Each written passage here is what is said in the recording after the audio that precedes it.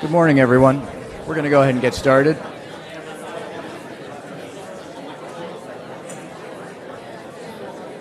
Good morning. I'm going to call the December 12th Governing Board meeting of the South Florida Water Management District to order. If you could all take your conversations outside or pipe down, thanks. I'm going to ask our newest member, Mr. Butler, to lead us in the Pledge of Allegiance, if you'd stand.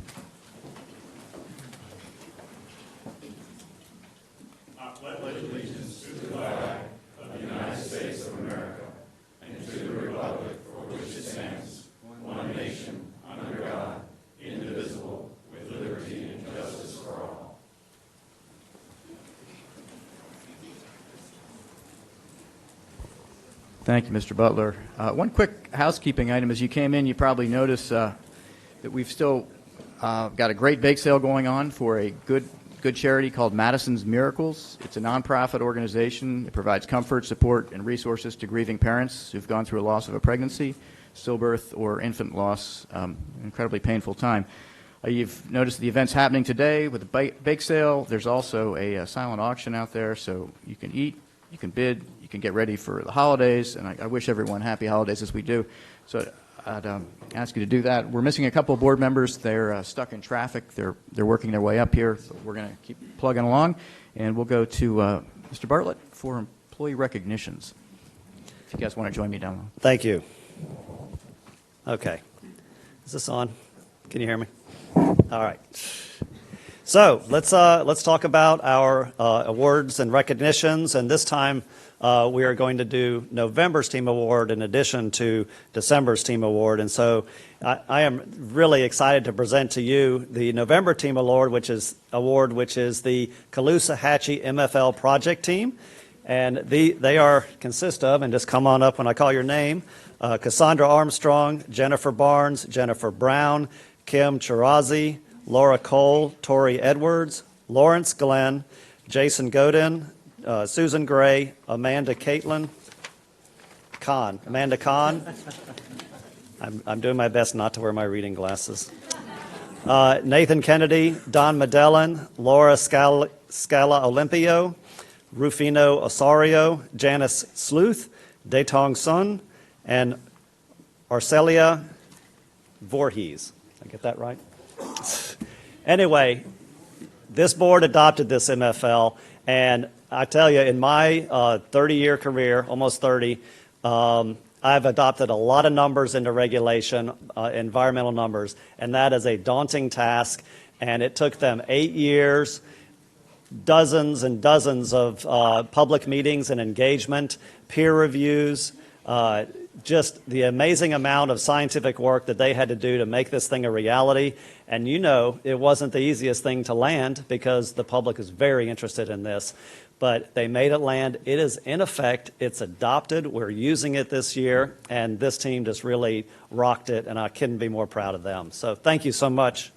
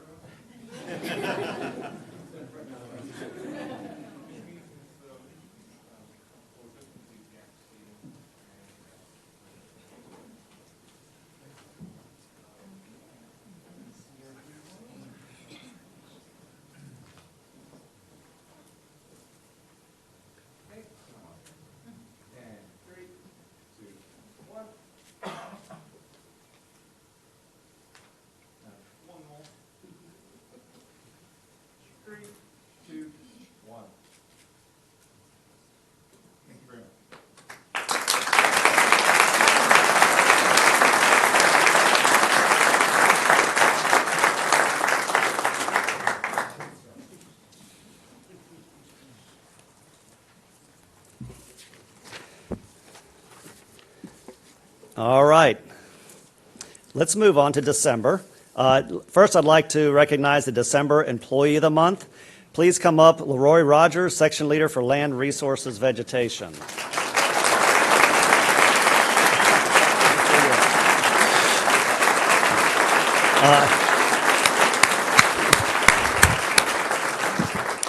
So Leroy has been at the district for a while, and he's led many initiatives for the exotics control in the Everglades, the water conservation areas, and across the district, and he is widely respected for his knowledge on exotics control. He represents the district on the South Florida Ecosystem Restoration Task Force, and he authors the section on exotics control, and they couldn't be more happy to have him, quite frankly. He's you know, people ask, you know, what CERT projects have been done? There has been one, and it's Melaleuca eradication.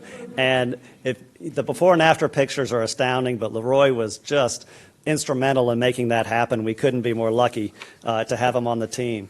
And, you know, the district is often recognized as national leaders in many things, and the district is recognized as a national leader in exotics control, and that's Leroy. So thank you. Congratulations.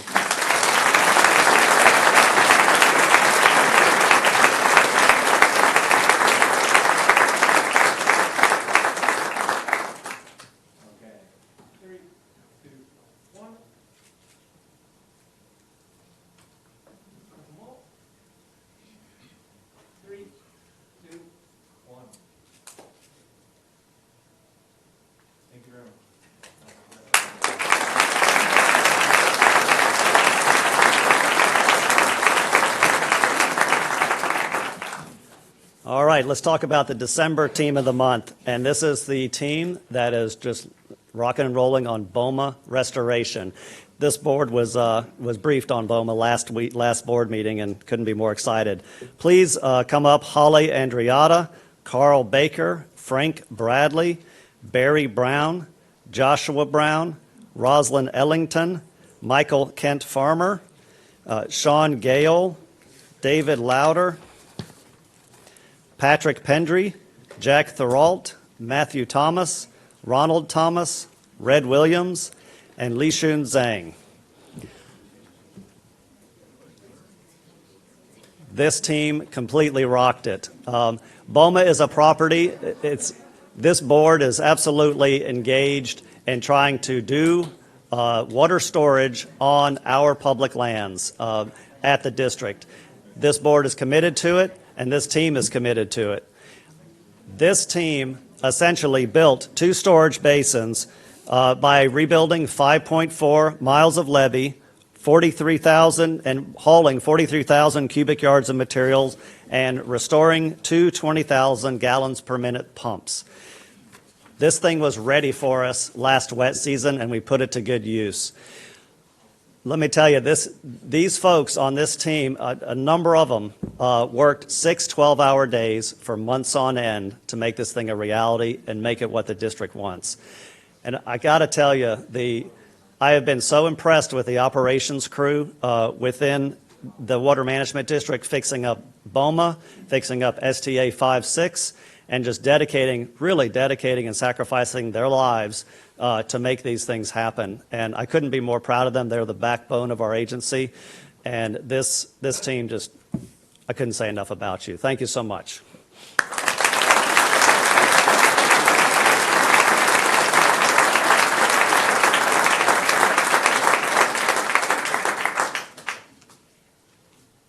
Okay, no one blink. 3, 2, 1.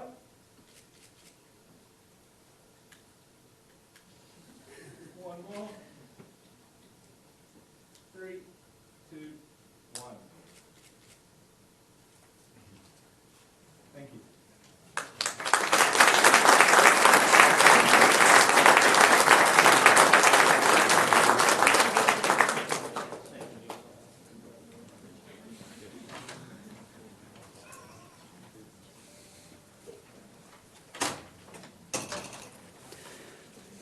All right, let's talk about people that have worked here a long time. All right, we have a 30-year service award that goes to Robin Clemens. She couldn't make it here today, but she started in 1989 and has worked in the Office of General Counsel for many of those years and had many roles. And what I know about her is she makes that office tick. She's steady, consistent, always there. Paula wouldn't be near as effective without her. She's just fantastic. And she just makes that place go, and I really appreciate her. She's got a great sense of humor, too. So thank you. Thank you for being here, Robin.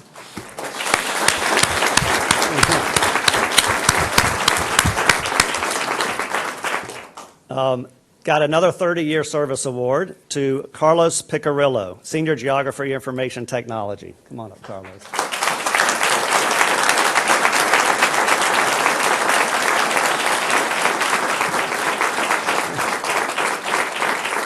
So Carlos has been here since 1989, and he works in geographic information systems. And if any of you know about geographic information systems, they're critical for environmental agencies. And his key role is with our regulatory program. And when you have a permit and you've got a decision to make on a permit, knowing where that area is, what its relation is to other things is key and instrumental. And Carlos has been doing that for us. He built our Reg GSS system, which is completely utilized by all of our regulatory staff. And right now, he's rebuilding it, and he's going to finish rebuilding it before he leaves the agency.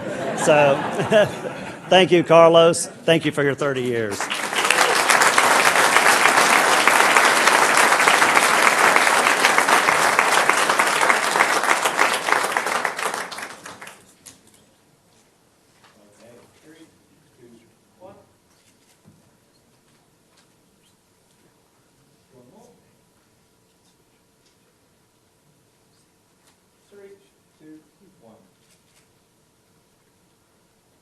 Thank you.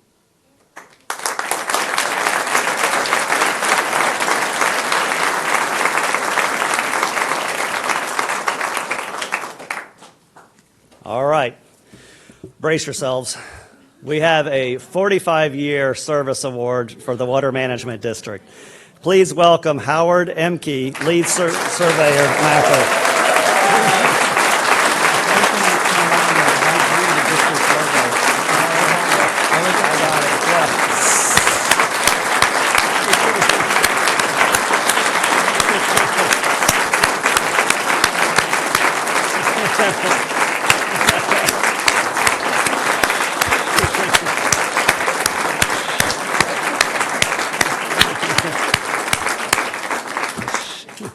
So, Howard started in 1974 when this district was called the Central and Southern Florida Flood Control District.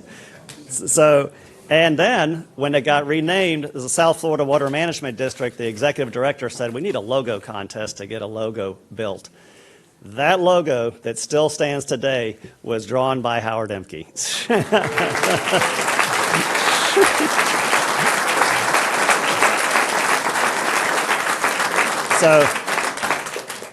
So Howard has been a surveyor for the district for a long time. He's helped with River of Grass, Kissimmee River restoration, and many CERT projects. And he actually created the repository we have at the district for all of our maps throughout history. And so I know, Jackie, you would be fascinated by that room to see all those maps that he maintains for us. And he is extremely highly respected in the state of Florida. He's been appointed by governors to the surveyor boards and just really represented us at a very high level for many, many years. And one sort of trivia thing is that his great uncle pitched in the 1929 World Series and held the strikeout record for a World Series for a long time. You can tell us how long. But anyway, he just keeps knocking it out of the park. So he doesn't strike out. He doesn't. Thank you, Howard, for 45 years.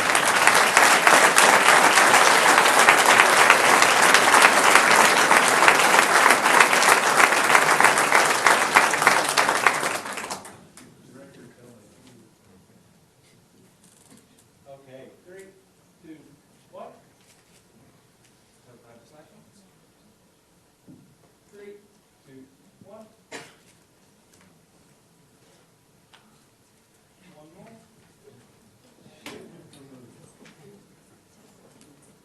And 3, 2, 1. Perfect, thank you. All right, go.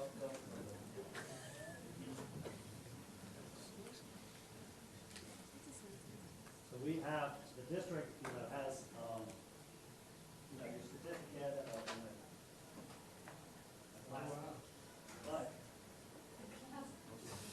but, the field crews banded together and created this survey marker for you. Yeah, and so they want to present this to you.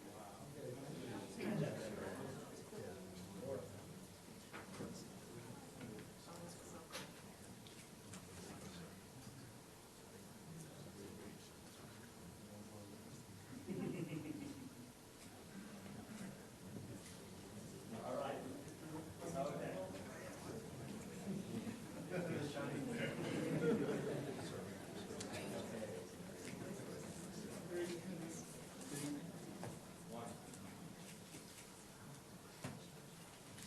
Thank you very much.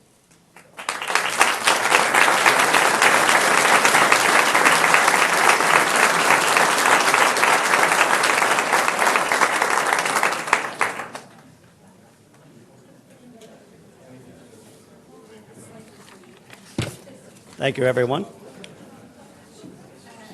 Awesome.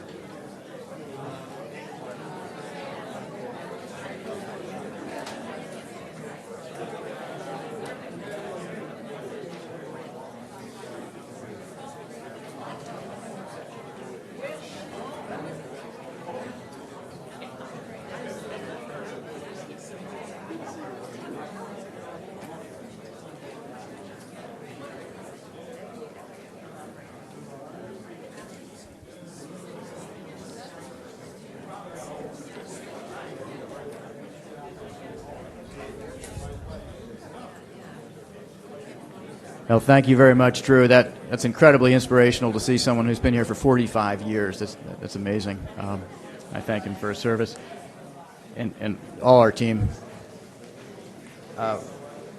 Rosie, we're going to go to agenda revisions. Move. Changes to the agenda include an update to Agenda Item 21, where the contract information replaced the X's, and Agenda Item 23 was postponed at the request of the applicant. Thank you. I'm going to move agenda item number 5 till later, right before we vote, because I'd like all our board members to be here to be able to say if they have any abstentions or disclosures. So we're going to move to Mr. Steinley's report on audit and finance, or Chairman Steinley's report on audit and finance. And I apologize. Last month, I was in such a rush to get out of the meeting because I had a plane to make and you were about to have a meeting, and I forgot to announce that you were about to have a meeting. So thank you for having the meeting, and now I look forward to hearing about it. It was reported to me that it was the quickest finance meeting that we've had. I think we had to vacate. I think we had to vacate the room. Anyways, the Audit and Finance Committee meeting that was held November 14th. A couple points, the more important points. The committee had requested that Raymond James,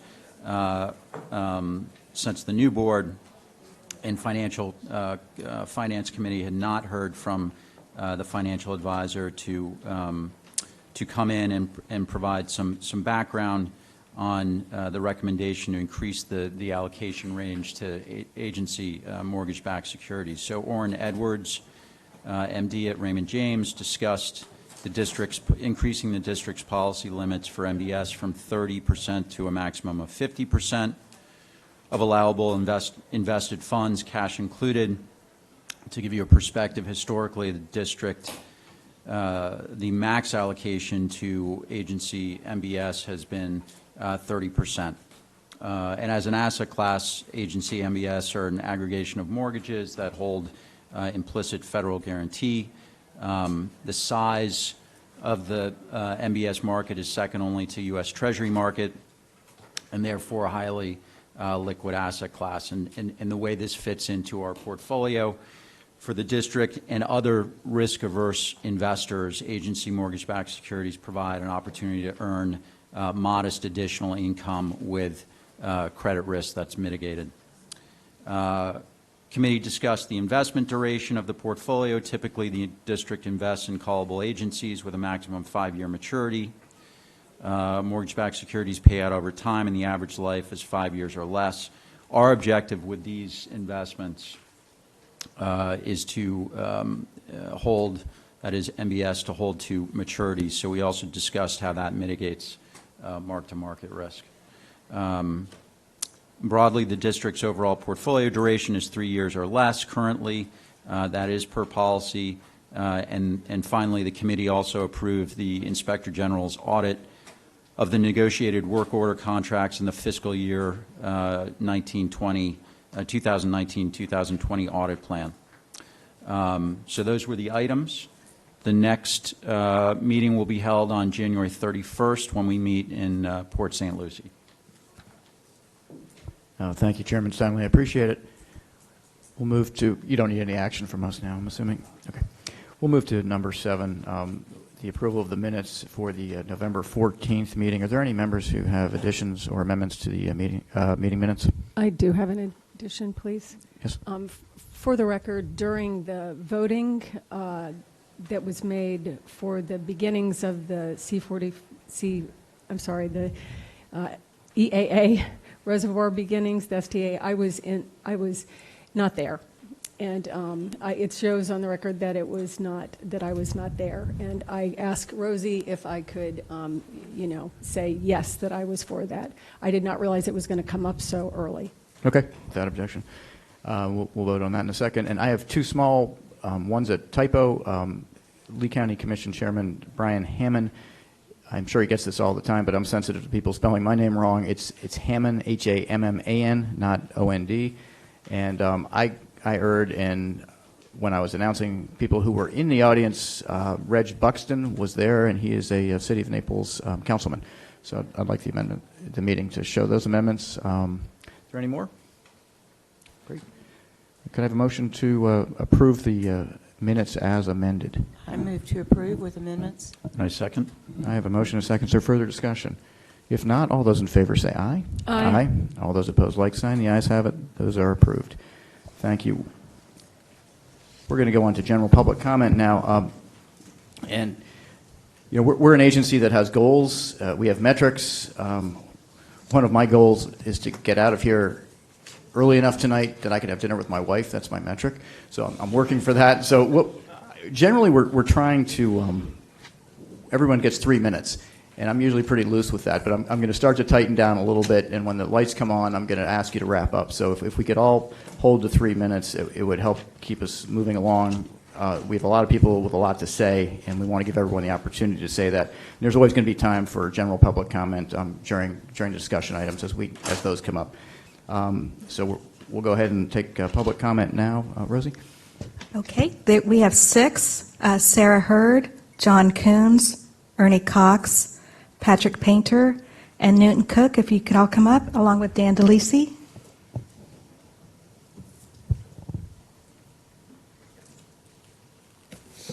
Good morning, governors. Thank you for allowing me to speak to you this morning. I'm Sarah Hurd. I'm a Martin County Commissioner. I want to apologize for being so tardy to appear before you in your tenure as governing board members. Congratulations to each and every one of you. You've been hand-selected by our governor to be game changers. Governor DeSantis charged out of the gates his second day in office to declare that his mission, his legacy, is clean water in Florida. And he chose you, governors, to fulfill his noble goals because each of you has demonstrated extraordinary passion for clean water. The governor wants you to be bold and brave and innovative and busy. And you are absolutely succeeding. I love witnessing the wonderful transformation of this district that you and Drew Bartlett are showing us. Bravo. There is another project that you must achieve. It may be the most prescient and precious of all the SERP projects that have ever been authorized. It's definitely the coolest project. It's the natural lands restoration authorized in Indian River Lagoon South in WRDA 2007. One of the most important premises of the Everglades Forever Act was to restore healthy natural habitat for the successful breeding of the once majestic and beautiful wading birds that once defined and filled the Everglades. Unfortunately, it can't be done in the southern Everglades. Industrial scale agricultural production in the EAA and urban development have made this kind of restoration impossible in South Florida. Even if there was land available to buy, which there is not, it would be prohibitively expensive. But in Martin County, we have been very careful conservators of our land. We don't allow any urban development outside of our urban service boundaries, so land that is suitable is available at a very reasonable cost. The natural component of Indian River Lagoon South calls for restoring 90,000 acres of land. We've already purchased nearly 30,000 acres and have restored much of it. Restoration is fairly simple and inexpensive. Your own Boyd Gonzalez is an absolute genius at it. We call him the wetland whisperer in Martin County. What Boyd and others have done on Alapata Ranch is astonishing. I would love to show it to all of you. It's what successful restoration looks like. You need to complete this worthy component. It's already authorized. We know that it works. We have the money. This is precisely why over 75% of Floridians voted for Amendment 1, and the natural lands component of IRL South fulfills our obligation to create healthy natural habitat for the Everglades wading birds. The beautiful thing about these birds is that they can fly home to Martin County.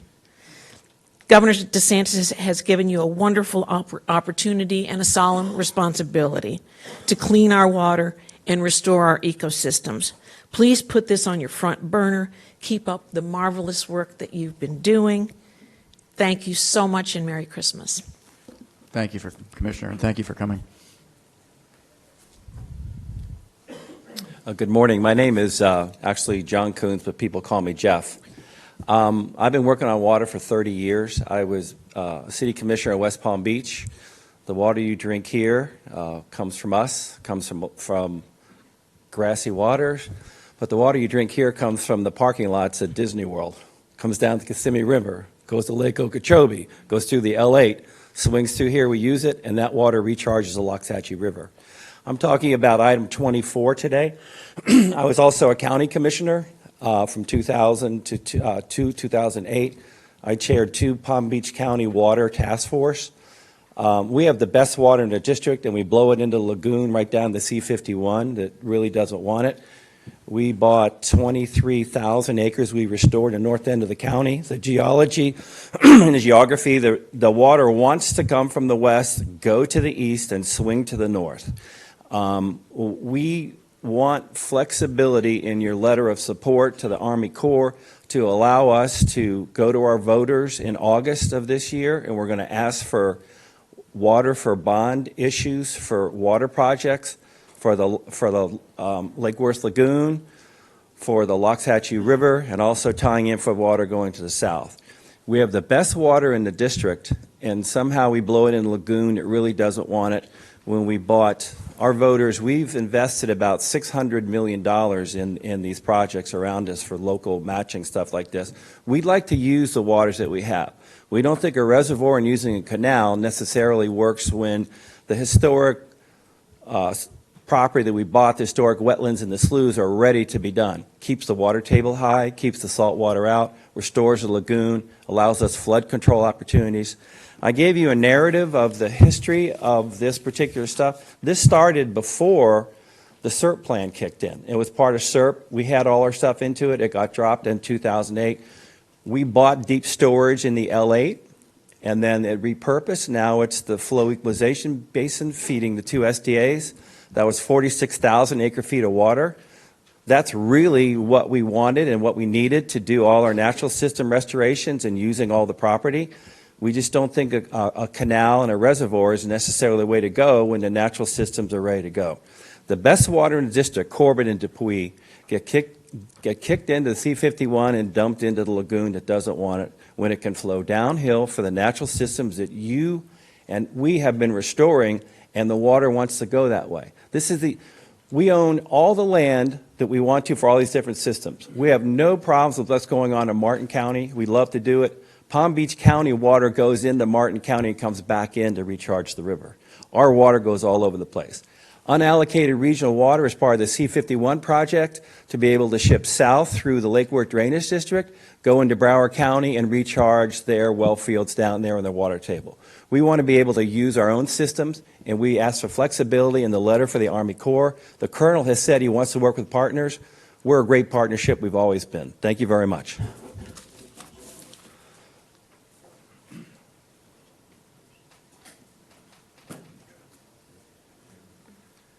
Good morning. It's good to be with you all. My name is Ernie Cox, and I live in Jupiter. A couple of hats that I have on tonight. First is our family actually moved to Palm Beach County in 1945 when my dad was 7 years old.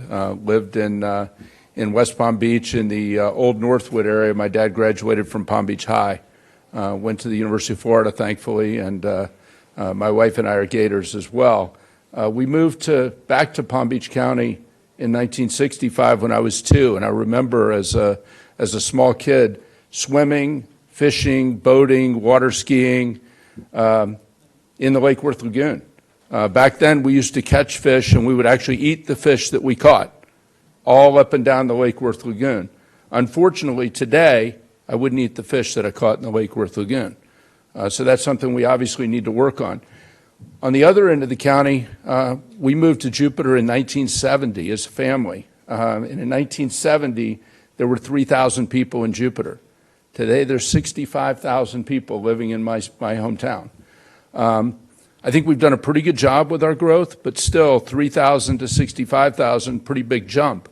The issue that you all are facing is, if you look at it at Florida level, in 1970, there were 7 million people in the state of Florida. Today, there's 21 million. We've got 8 million people living in South Florida.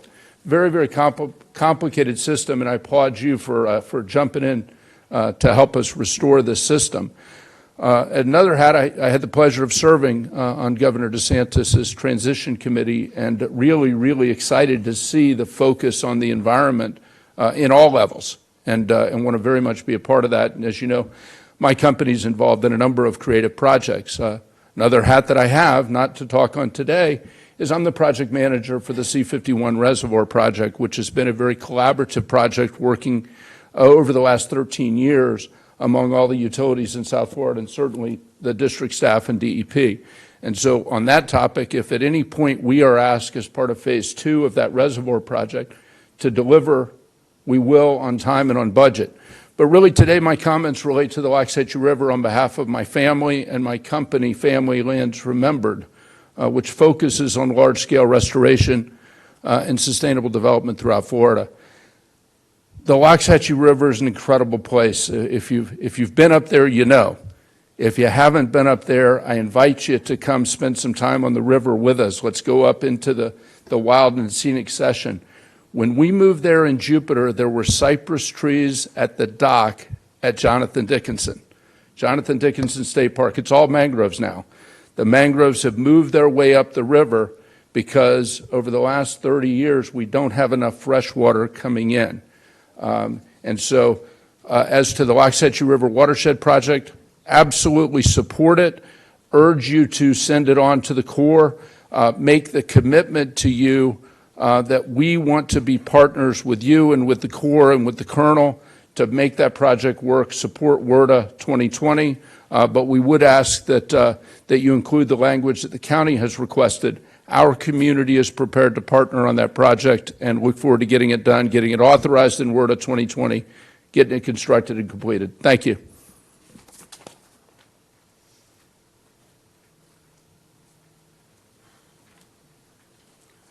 Good morning, everybody. My name's Patrick Painter, and I kind of predate him a little bit. I was actually born in 1948 in Palm Beach County, and about the same time that the Everglades National Park was dedicated, a little afterwards, but I've seen water move somewhat not in congruent parallel, directions. It is good to see that the governor has put such a great and strong emphasis on the ecological integrity of this state, particularly South Florida. But we need to expand what that really encompasses contextually.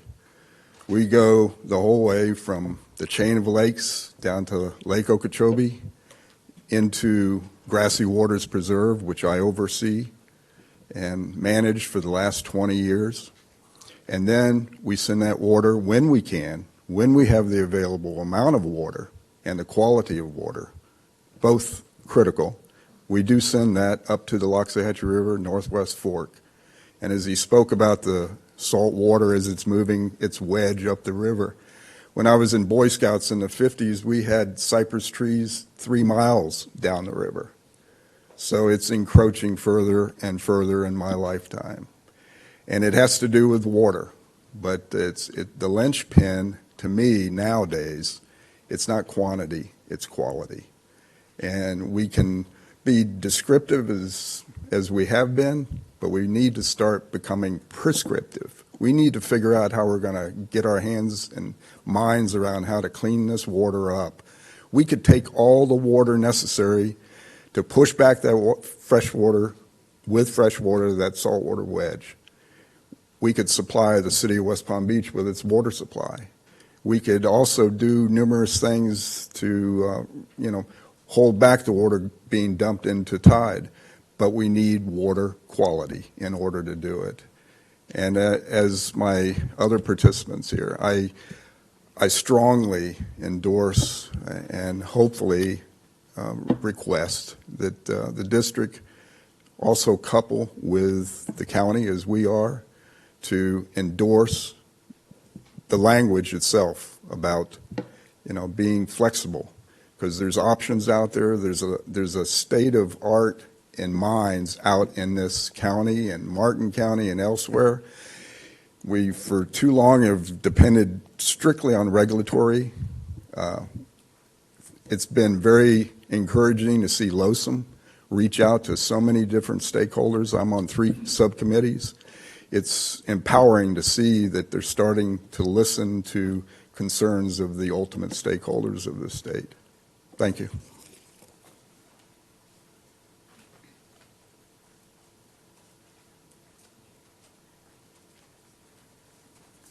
Good morning. Thank you. Newton Cook, United Waterfowlers of Florida. Just a quick comment on the last few gentlemen.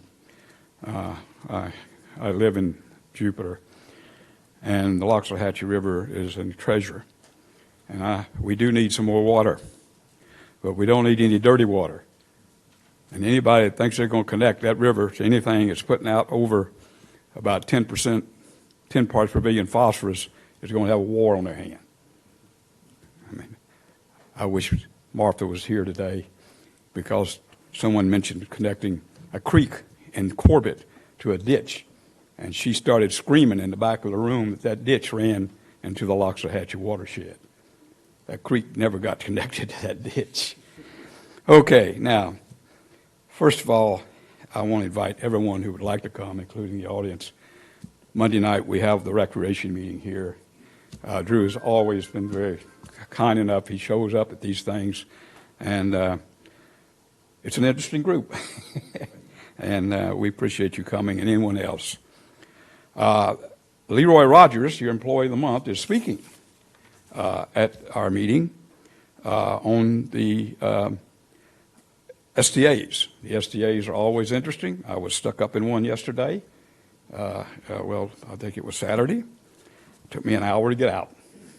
Don't step in holes. We also have the South Florida Trail Riders, the Angler Action Foundation, Shooting Sports Park update at Mecca Farms, which is in the headwaters of the Loxahatchee River. And of course, the great staff here does their presentations on all the good things happening. STA construction, more public access, and the volunteer programs in the Kissimmee Chain of Lakes. I also want to note today, Frank Denninger passed away a few days ago. Now, probably very few people in this room know Frank Denninger, but a lot of people watching me out there know him. He was a true Gladesman. Some of us considered him, even at my age, a relic of a culture. And he was one of the most important, influential people who got the Gladesman status established by the Corps of Engineers as a special group in the Everglades. That has to be considered before anything is done. He was a denizen of Big Cypress, and he was as much a part of the landscape as a Florida panther, always fighting for the rights of citizens to access the glades, people. Man evolved with the animals and are a part of this wilderness. We always forget when we start protecting single species like the sparrow and the whatever, but man evolved with those creatures. I want to thank the district for help with the forthcoming Wounded Warrior hunt that will be in January, and to save time so I don't have to come back up again. I want to say I fully support all the items on the consent agenda, particularly removing the old Tamiami Trail. That would be a great progress. Thank you very much. Thanks, Mr. Cook. Dan DeLisi, followed by Jeremy McBrien, and then Nyla Pipes. Thank you. So it's come to my attention that this is Susan Gray's last governing board meeting. She's retiring in early January. And so I wanted to just personally and publicly thank her for all of her work here. You know, oftentimes you don't get to know the bureau chief level or the section leaders that work here, but people always comment about what the quality staff, what the quality of the staff that you have here.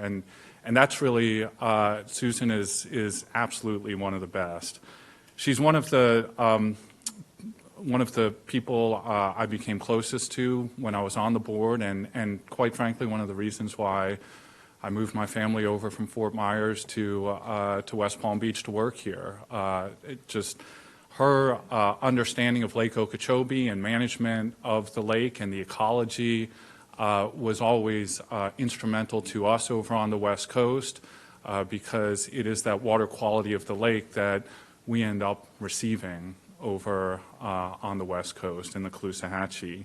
And so we've all gotten to know her really well. We've always appreciated her knowledge and her communication skills and her willingness to come over and meet with us. So I just have one suggestion for all of you, and particularly Mr. Butler, because you just got here. So she's got 3 weeks left, essentially, maybe less than that.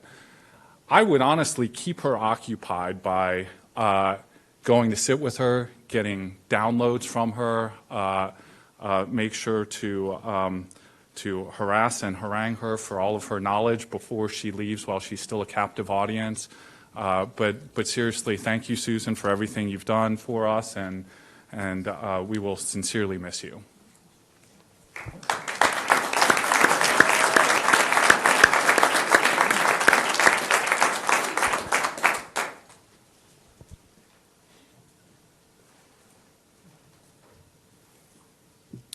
Hi, Jeremy McBrien, representing Palm Beach County. I concur with everything Mr. DeLisi said. I worked 10 years with Dr. Gray and really appreciate all her efforts and everything I learned from her while I was here. So wanted to talk about the Loxahatchee River restoration item coming up later this afternoon. Palm Beach County supports restoration efforts by both the district and the Corps of Engineers. We do recommend that the district communicate their support of the Loxahatchee River Restoration Project to the Army Corps to enable authorization in 2020.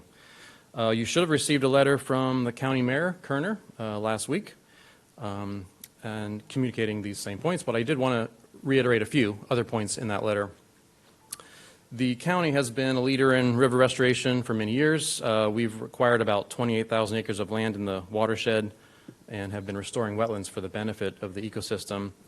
As you may know, there is a lack of stakeholder support for a single element of the Loxahatchee plan. That's the Mecca storage reservoir, the deep water reservoir on the Mecca site. Some of the county and stakeholder concerns include the 20-foot embankment height and the reservoir's incompatibility with some of the adjacent lands, including existing and proposed natural areas. So in July, the county initiated a feasibility study. We wanted to look at some alternative water storage options or refine and optimize some of the options that have been previously looked at by the Corps of Engineers. Preliminary results of that study indicate that there are other cost-effective solutions with similar costs that would provide significant benefits to the Loxahatchee River, but also provide benefits to flood control, water supply, and also improve conditions in the Lake Worth Lagoon, all of which I think would garner broad stakeholder support. So the mayor's letter formally requests that the district's letter of support request that the Corps' Chief of Engineers report recommend flexibility to consider alternative cost-effective water storage options. The mayor's letter also expressed interest in collaborating with the Water Management District to pursue alternative water resources solutions to achieve some of the goals that aren't being achieved by the Loxahatchee River project and that are compatible with other district efforts, such as some of the water quality initiatives in the county. So the county looks forward to working together with the district and is committed to providing technical stakeholder coordination and legislative support moving forward. So thank you.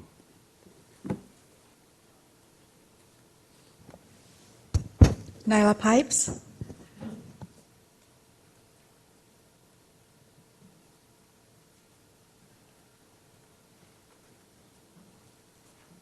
Good morning, everyone. Nyla Pipes, One Florida Foundation. I am here this morning to speak to you about the letter that Executive Director Drew Bartlett received yesterday from Congressman Brian Mast. The letter, frankly, asking you to delay northern storage with the Lake Okeechobee Watershed Restoration Project is irresponsible, and it absolutely is pushing forward a false narrative that sets up one Everglades restoration project against another. In fact, the EAA reservoir will not work to the full benefit without the northern portion of Everglades restoration. We know that the state legislature right now has money set aside to help on their end with Lake Okeechobee Watershed Restoration Project with the ASR wells. I realize that a lot of the environmental organizations are coming to you with concerns about ASR wells. It's very interesting that their concerns have become such a drumbeat as of recent, considering those ASR wells have been a part of the Comprehensive Everglades Restoration Plan since its inception. Those are not unproven technology.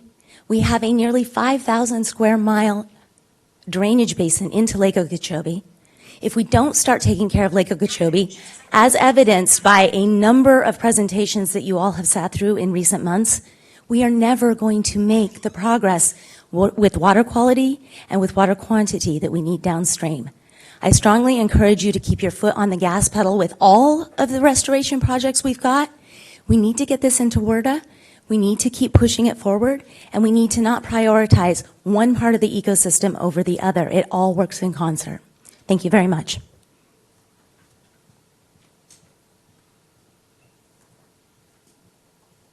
That's it. No, Kara? Great. We're going to go on to a board comment now, and we're going to try and have the same rules that we have for the public. There's 9 of us now, so if we all have our 3 minutes, it's about half an hour, and we'll see how we do. Mr. Butler, you start. Does that work? There we go. All right. Well, to begin with, after my first meeting, that was exciting. That was long. No, it was a good meeting. Representative Toby Overholt had put together the South Florida Water Management Caucus, and I got invited to go on the tour, and I appreciate him putting that together. And we went and saw Williamson's and Milk and R Dairy, and then they went up to Adams Ranch. So that was a good deal. I've been busy the last couple of weeks learning, but spent a little time in Tallahassee this week, and I can tell you that Governor DeSantis' push for some of the things that will help out with South Florida ecosystem restoration is moving forward. And talked to a lot of senators and representatives, and a lot of the governor's priorities is moving forward. So that was neat to see in action up there. Thank you, Mr. Martinez. Yes, just a quick thank you to all those this past month that have kept educating me. I've taken quite a few field trips, and I wanted to just say thank you. Thank you to Audubon, Peter and Doug, who took me out in Lake Okeechobee, and my wife. We had a great time. It was a beautiful day. Buck Island Ranch, Gene, Hillary, Bonita, beautiful property, learned a lot. Thank you.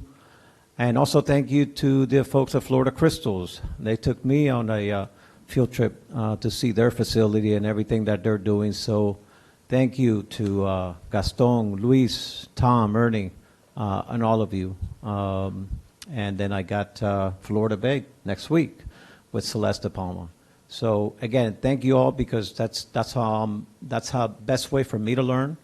I'm a visual person, and I have to touch and see things, and it makes things a lot easier for me. So thank you. Thanks, Colonel Roman. Yes, thank you. I'd like to update the board a little bit on the discussion between the Big Cypress Basin and the cities of Bonita Springs and the village of Estero. At the last meeting, I mentioned that the two of the elected representatives came to the Big Cypress Board meeting to introduce themselves, and they requested a meeting. Well, that meeting has since taken place. Along with myself, Lisa Keeler, the basin administrator, and John Mitnick, the chief engineer and deputy agency director, met with the village of Estero council member Bosch and Mayor Pete Simmons from Bonita Springs and their staff members to start the conversation about what South Florida Water Management District can do to address some of the needs that they may have in their areas. So that conversation was very positive. Certainly, as you know, that there's a discussion about expanding the basin, but that's just one option that may be a possibility in the future.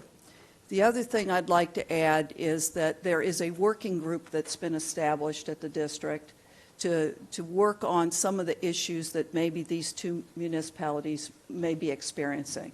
So the first step was to address what is it that we can do for them to help them with their needs that they've identified. And so that conversation was opened at a first step during that meeting. And I'll keep you posted as we go along. Thank you. There's one, as far as that working group goes, it might be helpful to have Lee County involved also, because there's an unincorporated Lee County to the south. It's not just those municipalities. And it might be also helpful to have Collier County involved, a representative from each of those, so that no one's feeling left out and that all interests are being examined. Well, that's an excellent suggestion. I don't know that they weren't included already, but I know that Collier County has been involved with conversations with everybody involved. So we'll make sure that we reach out to everyone, and everyone's welcome. Thank you. Vice Chair? Charlie, I'd like you to make a note of this. I have no board comment at this time. I'm going to take those 3 minutes and bank them. Mr. Olivich? You can have some of his. I'm timing myself. I wanted to thank Mr. Lightsey of Lightsey Cattle Company for a great tour, and Libby Pigman for accompanying me. Lightsey Cattle Company was established in 1858, and they shared with me their best management practices and took me on a tour of the beautiful ranch. I also wanted to thank Commissioner Hutchinson in St. Lucie County for having Jennifer Leeds and I come up and talk about Indian River Lagoon South, the northern component, which ties in to what Commissioner Hurd was asking for earlier. I also wanted to thank staff for the 40E-61 presentation, and to cut to the chase, I have decided for myself that the only way that is going to work, and this should be for everyone, not just that basin, but is to have these maps. We have shared these maps. They come from Gary Goforth. They're easy maps that show you where the highest levels of phosphorus and nitrogen are. My brother and I have worked for years, and he works with Dr. Goforth. He's an attorney. And he has posted everything on his website, I for Lake Okeechobee. And the bottom line is, transparency. That is what Governor DeSantis wants. And through transparency, we'll see where the highest areas are. We already know that. And I'm sorry, but in that presentation with staff, they kind of act like we're going to relearn that. I'm sorry, but even with more monitoring, we know a lot. And so let's just look at where it is. Yes, continue what we're doing, but let's get started, please. Sorry, I'm like used up all my time. There was an article in USA Today, which runs in the Stewart News, and the title of it was "Survey Revealed Divide on Algae." And of course, it's kind of, talking about the different things that people think are causing our water problems. The one thing that is common is fertilizer.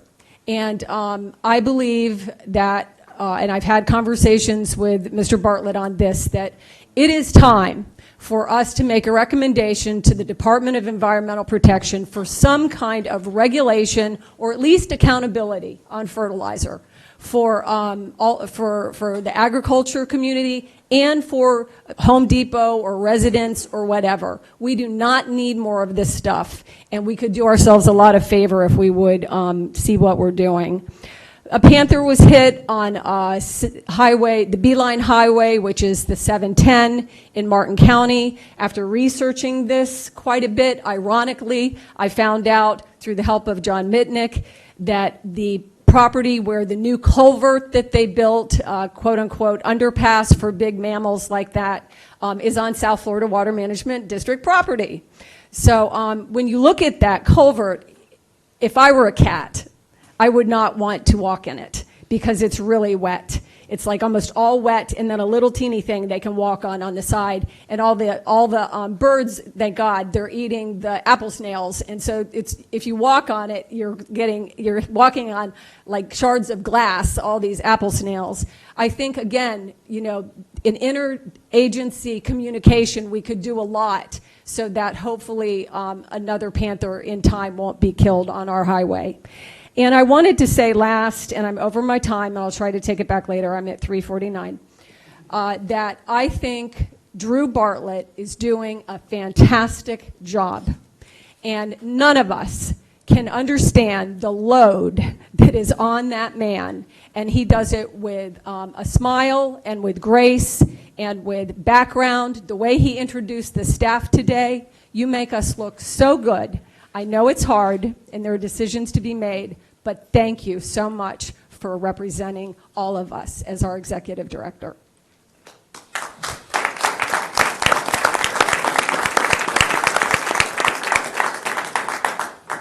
Well said, Jackie. Ms. Meads? So happy Hanukkah, Merry Christmas, happy holidays.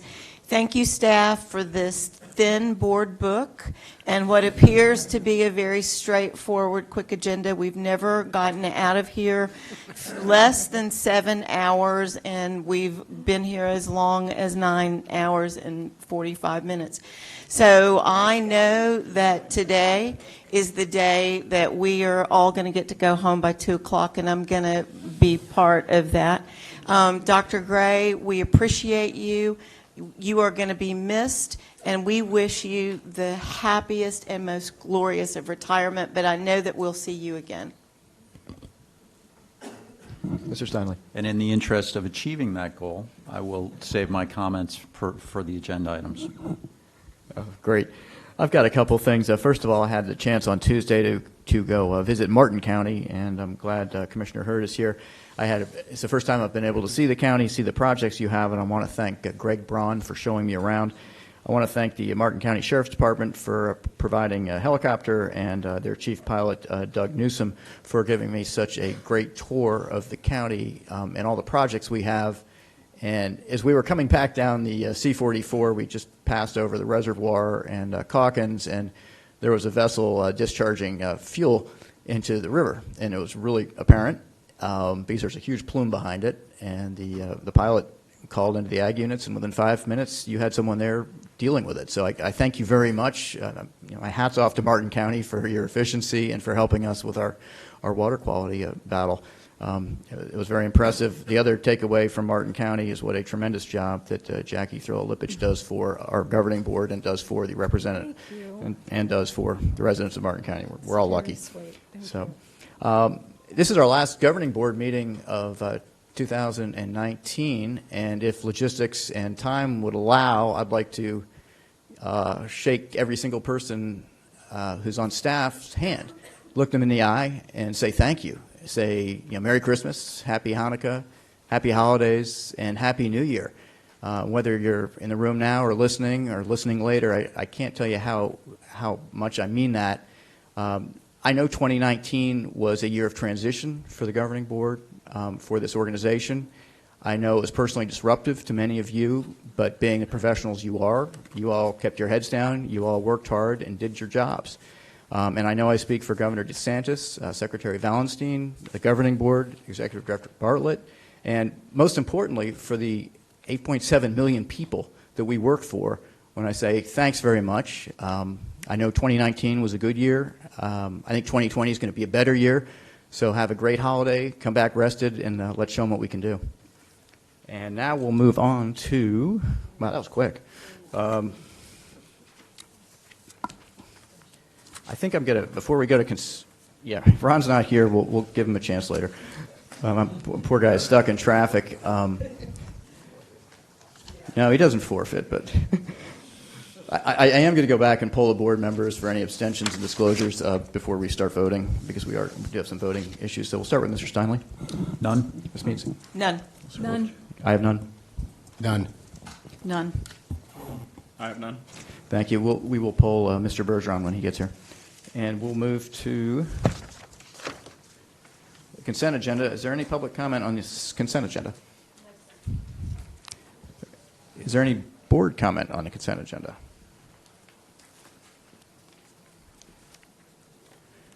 Great. Hearing none, I need a motion to approve items 12 through 18. Thank you. I'll second it. I have a motion and a second to approve the consent agenda, items 12 through 18. All those in favor say aye. Aye. All those opposed, like sign. Consent agenda is passed. Thank you. We will now move to water conditions report. Mr. Mitnick.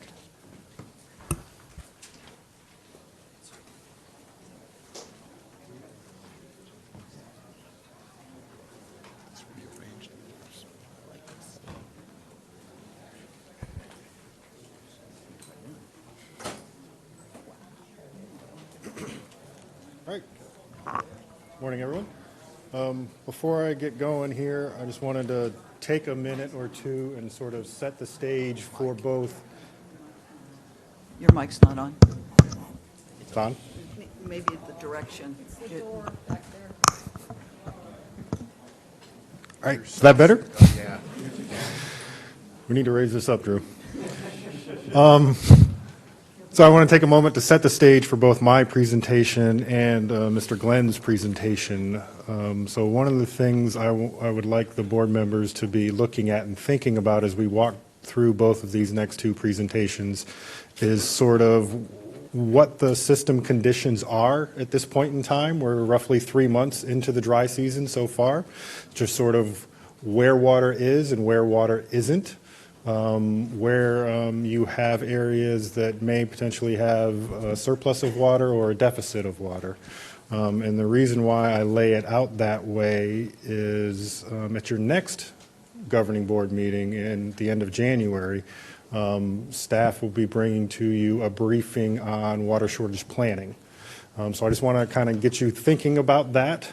As we walk through these next presentations, and obviously we'll have briefings between now and then for each of you individually, and then we'll have an item at the January governing board meeting to talk a little bit more details about water shortage planning and what the rest of the dry season may have in store for us based on whatever projections we have at that point in time.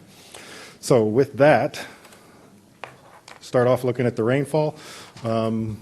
As we all know, the wet season ended back here in September, and September was the driest September on record for the 88-year period of record that we have. October was just slightly below average, so we'll just round off and call it average rainfall for the month. November actually finished up slightly below average. In total, November was about 74% of average rainfall for the month itself. So where that leaves us for the overall dry season to date, where we've only gotten about half the rain to date that we would normally get during a dry season. So we're only just slightly above half at 58% of average. The least amount of rain so far has fallen over Water Conservation Area 3A right here and Everglades National Park down here. I apologize that this sort of basin didn't show up. It's an artifact of extending the numbers out to December 11th instead of December 1st. But if it had shown up, it would also show up in this dark orange color with a significant deficit of rainfall. And why I point that out is, so keep that in mind when Lawrence is standing up here and he's talking to you about the conditions in the conservation areas in Florida Bay. Mother Nature has not been kind to this part of the system, and that's why you'll see some of that reflected in Lawrence's report when he talks about the southern end of the system there. So moving on to the upper chain of lakes, up here in East Lake Toho, you can see that that lake is being drawn down. We've talked in months past about a restoration project that the Conservation Commission has going on up in that neck of the woods, where we are intentionally drawing down East Lake Toho so that they can get into the lake bottom and do some scraping and removal with mechanical equipment so as to restore the habitat within the lake itself. As a consequence of that, that's why you see this rise up here, not only from this rainfall, but also those flows moving from East Lake Toho down into Lake Toho. And then you can see we're starting to get to the point where we've got to continue to draw down Lake Toho in order to facilitate some of that gravity discharge from the lake just above it, East Lake Toho. Eventually, we will reach a point where we can no longer due gravity out of out of East Lake Toho. And the commission will install a series of pumps at the southern end of that lake to be able to pump water out of East Lake Toho and move it down into Lake Toho in order to facilitate that restoration effort. Similar story down here in Kissimmee. It's still well below its regulation schedule, this red line up here. There has been some rise in Lake Kissimmee, not only from all of this water flowing back down from the two lakes above it, down into Kissimmee, but also that smattering of rainfall that you see up here at the top. Looking at Lake Okeechobee and what the projections may hold for Lake Okeechobee, this is where it was as of December 1st when the projection was run. Since that time, today's stage for Lake Okeechobee is roughly at 12.89 feet. So it's come down a little bit from when this projection was run. Generally, we've been following roughly the 10% line. If I were to zoom in and you could see from December 1st to now, December 12th, we've been following that sort of this dotted blue line. They're all kind of crushed together right there at the beginning, so that's not significant, I would say. As I said back in November when we were over in Fort Myers, and why we'll be having that briefing at your next board meeting once we get past the holidays, and we have some more detailed projections for the remainder of the dry season that will dig deeper into what all these little squiggly lines mean and what they may hold. Because we are getting deeper into the dry season, this is a product, the position analysis is a product that we produce once a month. We're going to be switching and producing this product twice a month. So there'll be a mid-month projection later this month, as well as then when we get into the beginning of January, there'll be another one in the middle of January, et cetera, et cetera. So we start honing in and refining some of those projections and reporting out a little bit more frequently as we go deeper into the dry season, so we can all keep an eye on what may happen out there in March, April, and May. Looking at the southern portion of the system, Conservation Area 1, although I did not have the slide for it here in this presentation, we do also do projections on each of these 3 water conservation areas, and all of those are posted to our website along with this projection just for Lake Okeechobee. So it's a whole series of projections that we do for not only Lake Okeechobee, but all of the conservation areas. So if anyone is interested, they can go to the website and take a look at what those may hold or actually show, and you can see what the future of each of the 3 conservation areas look like. But for right now, Area 1 is below its schedule. It's sitting right there at roughly 16.6 feet. We generally start talking about water supply issues associated with Service Area 1, which is basically Palm Beach County and portions of Broward County, as based on the stages here in Water Conservation Area 1. So that's a little, again, a preview of what we'll be getting into next month. We'll be talking about those projections for Area 1 and what that may hold for Service Area 1, again, Palm Beach County. Going down to Area 2, you can see it's been following down its regulation schedule, although it's slightly above regulation schedule. This is one area where we are, for lack of a better expression, holding back some water in Area 2 to be able to maintain Area 2 and sustain Area 2 throughout the rest of the dry season as we look forward to those projections going forward in time. Area 3, you can see, has dropped down below its regulation schedule, and that's an artifact of the lack of rainfall that you saw from the previous graphics before. We have been taking some water from Area 2, wrapping it kind of around the corner and trying to deliver it into this portion of Area 3. So we were conducting some of those operations recently to try to sustain the nesting colony that sits right about there, or maybe it's a little bit farther to the south, right about there in Area 3. And that's something that we'll look to try to sustain throughout the rest of the dry season as water availability allows. Going a little bit farther down in the system, looking at the southern end of Conservation Area 3A and water moving from 3A down into Northeast Shark River Slough. As I told you last month, The rainfall plan, which is the current governing document of releases from Area 3A, is calling for 0 water to move from Area 3 down into Northeast Shark River Slough. So that has been the case for the past several weeks now since our last board meeting. But recently what changed this week is we've started moving somewhere around 150 up to 200 cubic feet per second through the 333 structure, down the L29 canal, through the 334 structure, and then down the South Dade conveyance system to the series of pump stations that are here along the eastern side of Everglades National Park. And the reason for that is to provide supplemental water deliveries to Taylor Slough down here and be able to sustain that system, as well as maintain the hydrologic ridge that those detention areas provide in order to create a water barrier, if you will, to hold some of that water that is in the park still within the park instead of allowing it to seep out. Obviously, there is still some seepage that occurs, and those pump stations are continuing to operate to pick up that seepage and try to put it back in the detention areas. And as we've talked about many times, it's sort of that cycle as you keep on going down the system of picking it up, returning it, picking it up, returning it. So looking at how water is moved throughout the system since the beginning of the water year, you can see there's been roughly 500,000 acre feet come out of the upper chain of lakes, start moving down the system. About 1 million acre feet of water have made it down into Lake Okeechobee, but hardly any of that has been from the last month. There's only been about 6,000 acre feet of water that has inflowed to Lake Okeechobee over the last month. Looking down at total, if I were to add up this one and this one, that would give you the total amount of water that has left Lake Okeechobee for this water year. You can see there's quite a bit of a delta between what is left and what has come in. It's roughly 600,000 acre feet is that difference. And if you go back to a hydrograph of what the lake stage looked like in about a year ago or so, that accounts for that foot between May of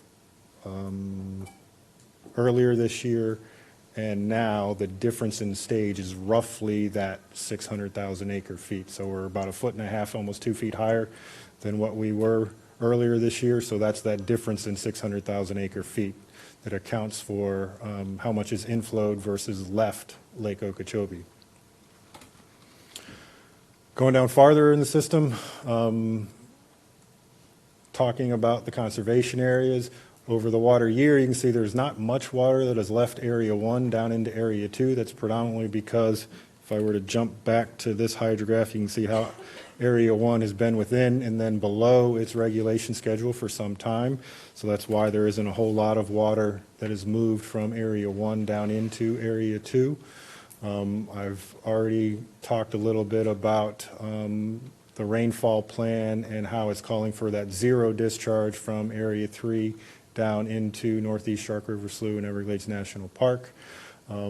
As we go deeper into the dry season, this line here, the flows to Taylor Slough, that is what we are trying to sustain through the dry season with those supplemental water deliveries that I talked about coming down and around the corner down to this location to be able to increase that number and provide those supplemental deliveries to Taylor Slough. So this past month, we've been able to do just over 4,500 acre feet, and hopefully we can continue that trend and maintain those flows going down Taylor Slough. Again, looking ahead is for what the Climate Prediction Center is calling for. They're calling for the rest of the month of December to be below average rainfall throughout the entire water management district, but then it switches to equal chances if you look at a 3-month window from December to February. But then, more importantly, when you look at the next 3-month window from February to April, it's calling for below average conditions north of Lake Okeechobee. So in the past, we've talked a lot about not only does it matter that it rains, but it also matters where it rains, or in this case, it doesn't rain. So this will be the thing that we're keeping an eye on. And as we get to that water supply planning discussion in January that I referenced, we'll hopefully have a little bit more of an insight as to what this window means and what some of those projections may be as we get closer to that point in time. So because we are now 3 months into the dry season, I brought back this graphic. It's something we obviously, for good reason, don't really show during the wet season because there's not really usually a drought during the wet season. But this is the U.S. Drought Monitor. It's also another product produced by these agencies down here at the bottom. What I'll tell you about this product, it is separate the color coding in the index for either an abnormally dry or a moderate drought from what the system conditions may be. This is a reflection of rainfall. So this map can light up. We've seen it in years where this map lights up with moderate drought-like conditions due to a lack of rainfall, but yet we've had a high water emergency in Conservation Area 3 with an excess of water, and we're trying to move water out of the system. So again, just keep that in mind when viewing this graphic. It's a reflection of that rainfall. It's not necessarily a reflection of what the system conditions are and where water is within the system itself. So with that, I'd be happy to take any questions.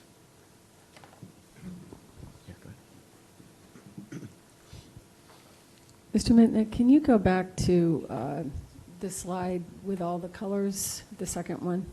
This one? Yes. So just out of curiosity, so that rust color, urban areas, flood control to This one? intercoastal, Mhm. that's so high. So does that include the C-44 through the St. Lucie? No, it does not. It would only include these arrows along the lower East Coast. If you wanted to look at that number, it would be reflected in this graphic up Thank here. you. Okay. So are there ever opportunities to, I mean, I don't like it, but are there ever, where are the canals? Are the canals really low? Is there anything you can put back in the lake? You've got all that water. It's been raining like crazy in Martin County. Right.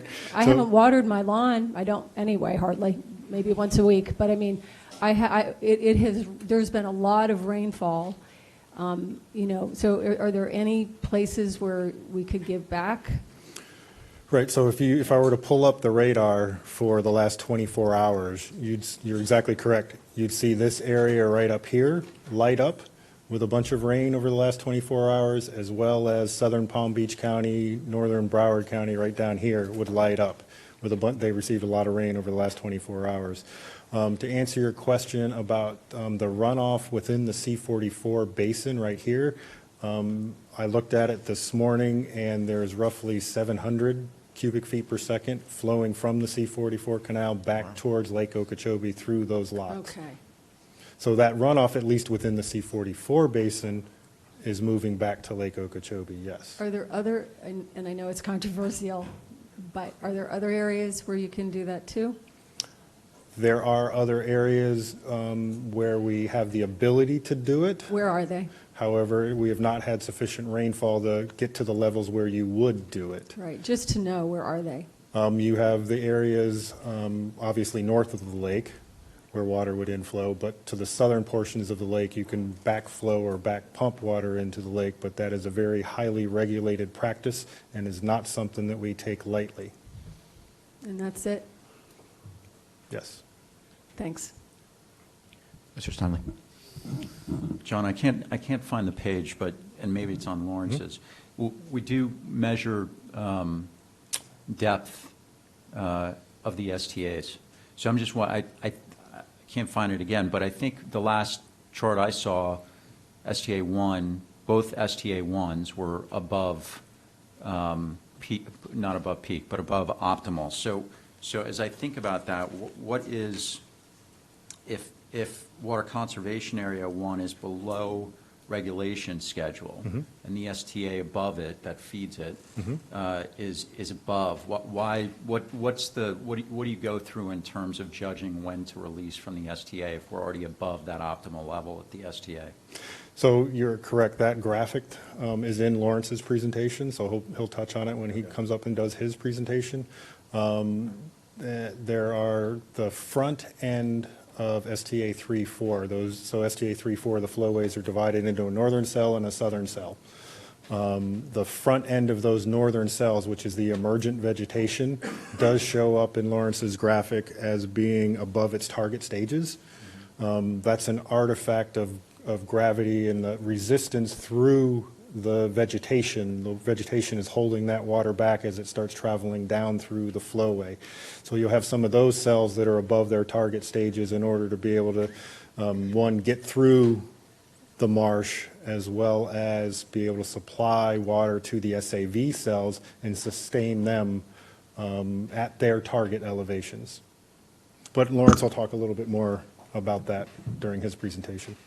Okay. So, I mean, if the question specifically is why not feed one east and west into Water Conservation Area 1, if it needs it, that we can address that. Yeah, and just keep in mind for, specifically for STA 1 West, we're finishing up that construction project that we had just there. So we're trying to initiate grow-in in some of those newly constructed treatment cells. So that also deals with how much water and having some of those cells above their target stages to be able to facilitate some of that grow-in and give them a little bit of extra water.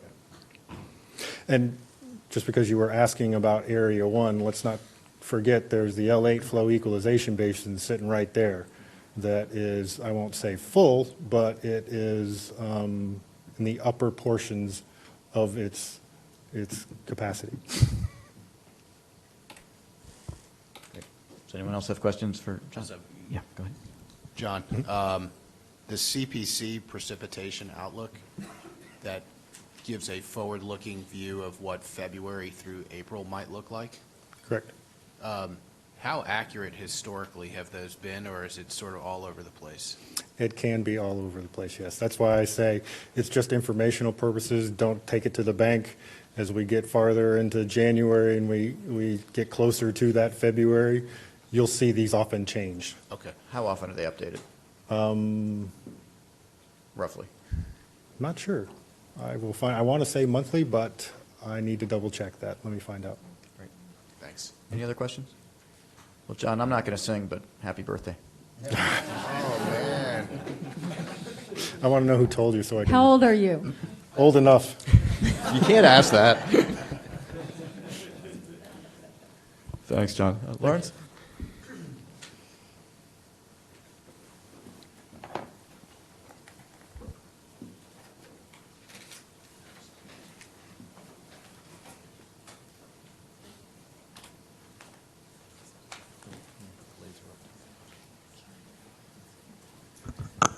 Well, good morning and thank you. I also would like to just take a moment to thank Dr. Gray. There's been no other staff member here at the district that's been more influential on my career. She's been my mentor, she's been my role model, and just an excellent and outstanding friend.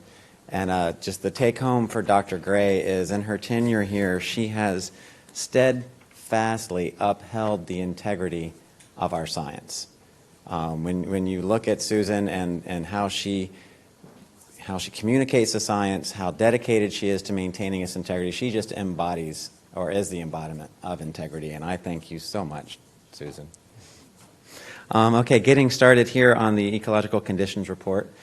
Looking at the Kissimmee Basin, this time of the year, it is drying out. It is the dry season. You see, and you talked about, John talked about maintaining 300 CFS to the river itself, and that's to maintain dissolved oxygen levels within the river channel.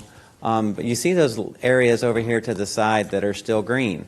And those are areas that are currently, they're drying pools. This is areas where they're a little bit lower in topography. They will hold water a little bit longer. And this is where you do see wading bird use because the prey is being concentrated in those pools. And that's a really important feature of the landscape.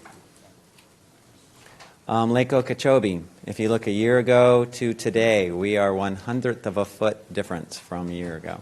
We've gotten there a little bit differently, but we're in about the same exact spot.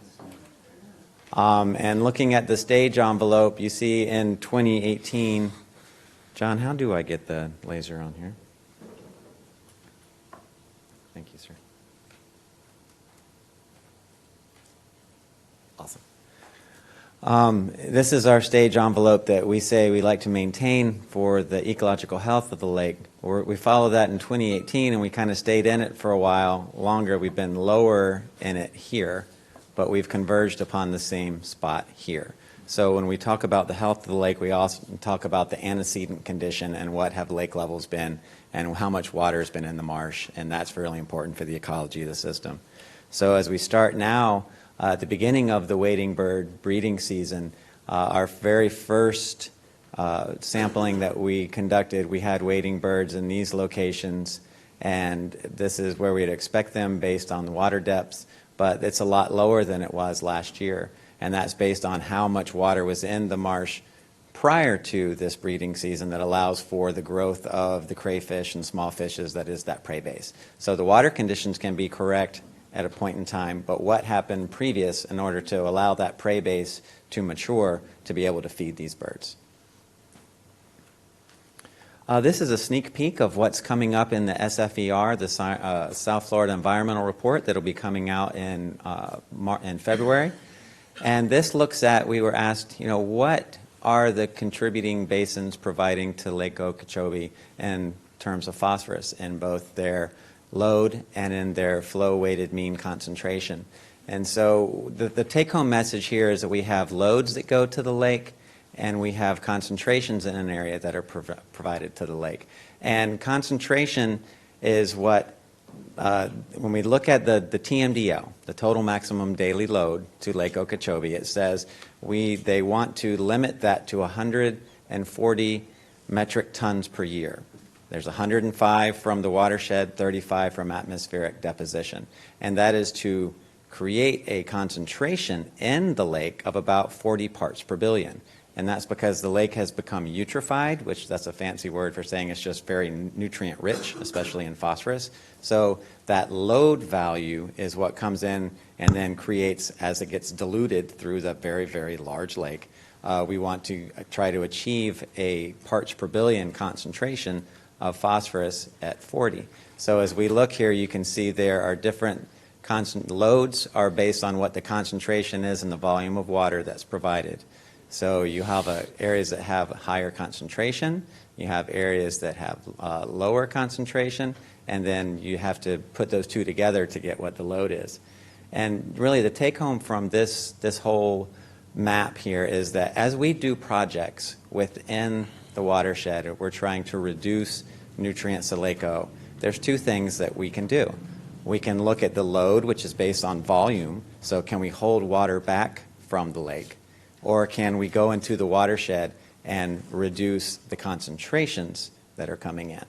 So that's kind of what the data here that are provided that allow us to look at and say, where do we place projects? Do we look at it from a volume standpoint? Do we look at it from a nutrient concentration standpoint, or do we have a combination of the two where we might have a reservoir and an STA? Going to the St. Lucie, you'll see currently there's only 175 CFS going through S80, and most of that is from the tidal basin, a little bit from 10 Mile Creek. That sets up this salinity gradient you see throughout, so it's fresher in the top. We have between 15 and or 18 and 30, and then we get down to the mouth where it becomes more saline. And when you look over here and you say, how is that for oysters? We are in the good range for oysters. Going to the Caloosahatchee, currently there is 522 CFS coming from the lake, about 150 from the tidal basin, or from the C-43 basin, 95 from the tidal basin. In the Val I-75 area, we say that's in the good range for take grass. We're in the fair range at Fort Myers, and you get down to the bottom where oysters are, and you see for both Shell Point and for Cape Coral that those are in the good range, and it's a little bit high for the Sanibel site for oysters. Coming to the STAs, and here we are, we have STA 1 East and 1 West. Here's our target stage. And both, this is the EAV and SAV cells, so EAV being emergent vegetation, SAV being the submerged vegetation. You're looking at those levels across the way, and as John said, we are in the process of lowering stages in there currently, and he explained it perfectly. As they go through those front head cells, that's where all the emergent vegetation is, and water doesn't move as fastly out or quickly out of the cell when emergent vegetation is there, because it's kind of like a dam. All the little stems that are in there hold that water back. So getting water out of the STAs, you don't want to push it too quickly, but it is more difficult getting it out of those head cells than it is in the SAV cells. We talk about the EAV cells have continued to show sign of stress. That's a 1 to 2 year process for those to recuperate. But the SAV cells, especially SGA 2, 3, 4, and 1 West, have cells in there where the SAV is showing tremendous signs of improvement. So that is a very good thing. Looking at water depths within the Everglades and within the water conservation areas, we tend to look up here at this top area. As those water levels decline, this is where our peat soils are, and we don't want those to dry out too badly. That can lead to fires or they'll be lost permanently. But as we look at this, I'll show you how we change this into a different type of topography. And we look at it from what we call a wading bird foraging habitat suitability index. So we take those depths and we put them into these bins where the browns are too shallow or dry. As you start going blue, it starts getting too wet, and then you have Goldilocks right here in the middle. What is the optimal depth for wading bird feeding? And this is science, so it's in centimeters, but I'll convert it for you. It's 5 to 7 inches of water is the optimal depth for both long-legged and short-legged wading birds. And so in our first survey here, we have these wonderful caricature birds out there eating. We have 8,000 wading birds are feeding along this drying front. And there's a large congregation of roseate spoonbills that is starting to congregate in the Alley North location. And then we can also look at this from how quickly is water receding. So we have those water depths, and we don't want them to recede too quickly. And so we're seeing that the optimal range is this very slow rate of 0.2 centimeters per day, and the majority of this area is in that slow recession. So that's great for wading birds. Coming down to Florida Bay, looking at the 5 creeks here, we see that for the 365-day moving sum of those creeks, we're at 200,000 acre-feet, which is well above the 105 acre-foot MFL threshold, and that the salinity also is well below, at about 12, below the 30 salinity units for the MFL as well. Going into Central Florida Bay, 40 is really the line of concern. We are decreasing from that. We're still about 8 to 10 on average throughout the bay, salinity units higher than where we would like to be, but we're starting to see that decline. And last month I had come to you and said that we were having a slight bloom condition there. Chlorophyll A levels were elevated, but that has dipped back down the 2.2 chlorophyll in Florida Bay. So looking here again, there is a line of 40 right here and the line of 40 here. This is still elevated for both Garfield Bight in the western and Johnson, but it's come down a bit here in Terrapin Bay. But as I said, it's still about 8 to 10 salinity units higher than it typically is or where we would like to see it. But we will keep monitoring that and bring any response that we see to you. And with that, I thank you, and I will take any questions. Mr. Ilitch. Can you please go back to, I think it's page 7?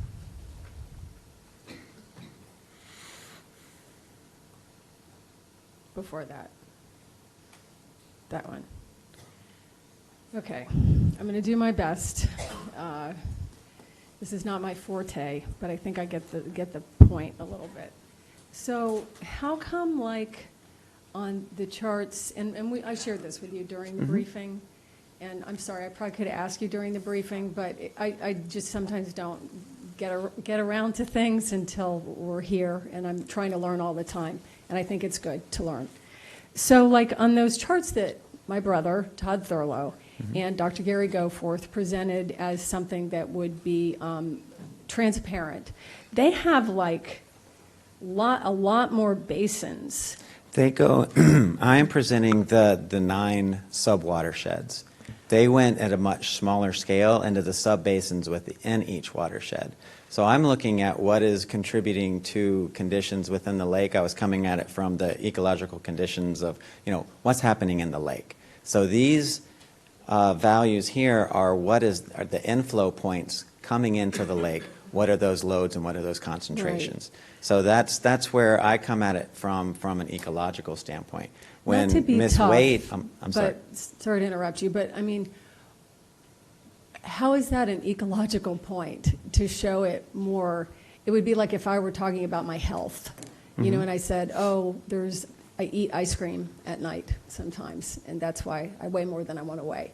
Okay, but there's a lot of other reasons too. I might not walk as much as I should, or eat good, you know what I'm saying? There's more than just so why don't you, if I really wanted to lose weight, I would break it down into those small things so I could exactly see what was giving me the most load. Why wouldn't we do that?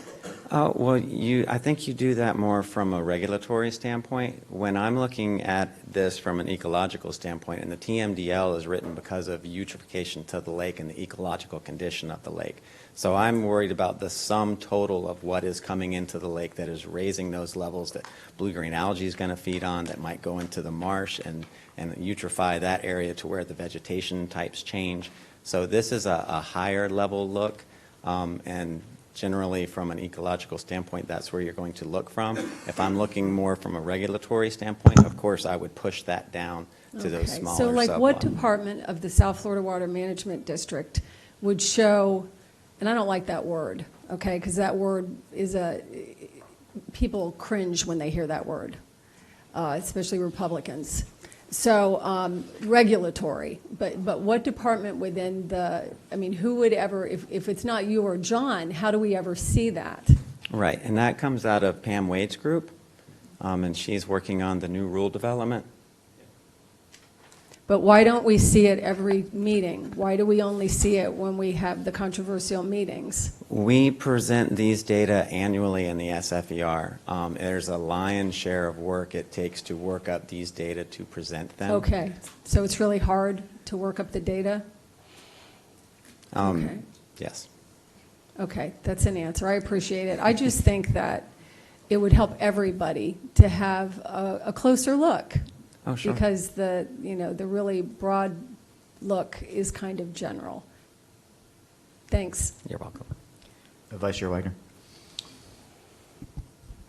You had mentioned the amount of water that sits sometimes inside the STAs as a result of what is emergent vegetation and inability for it to move quicker.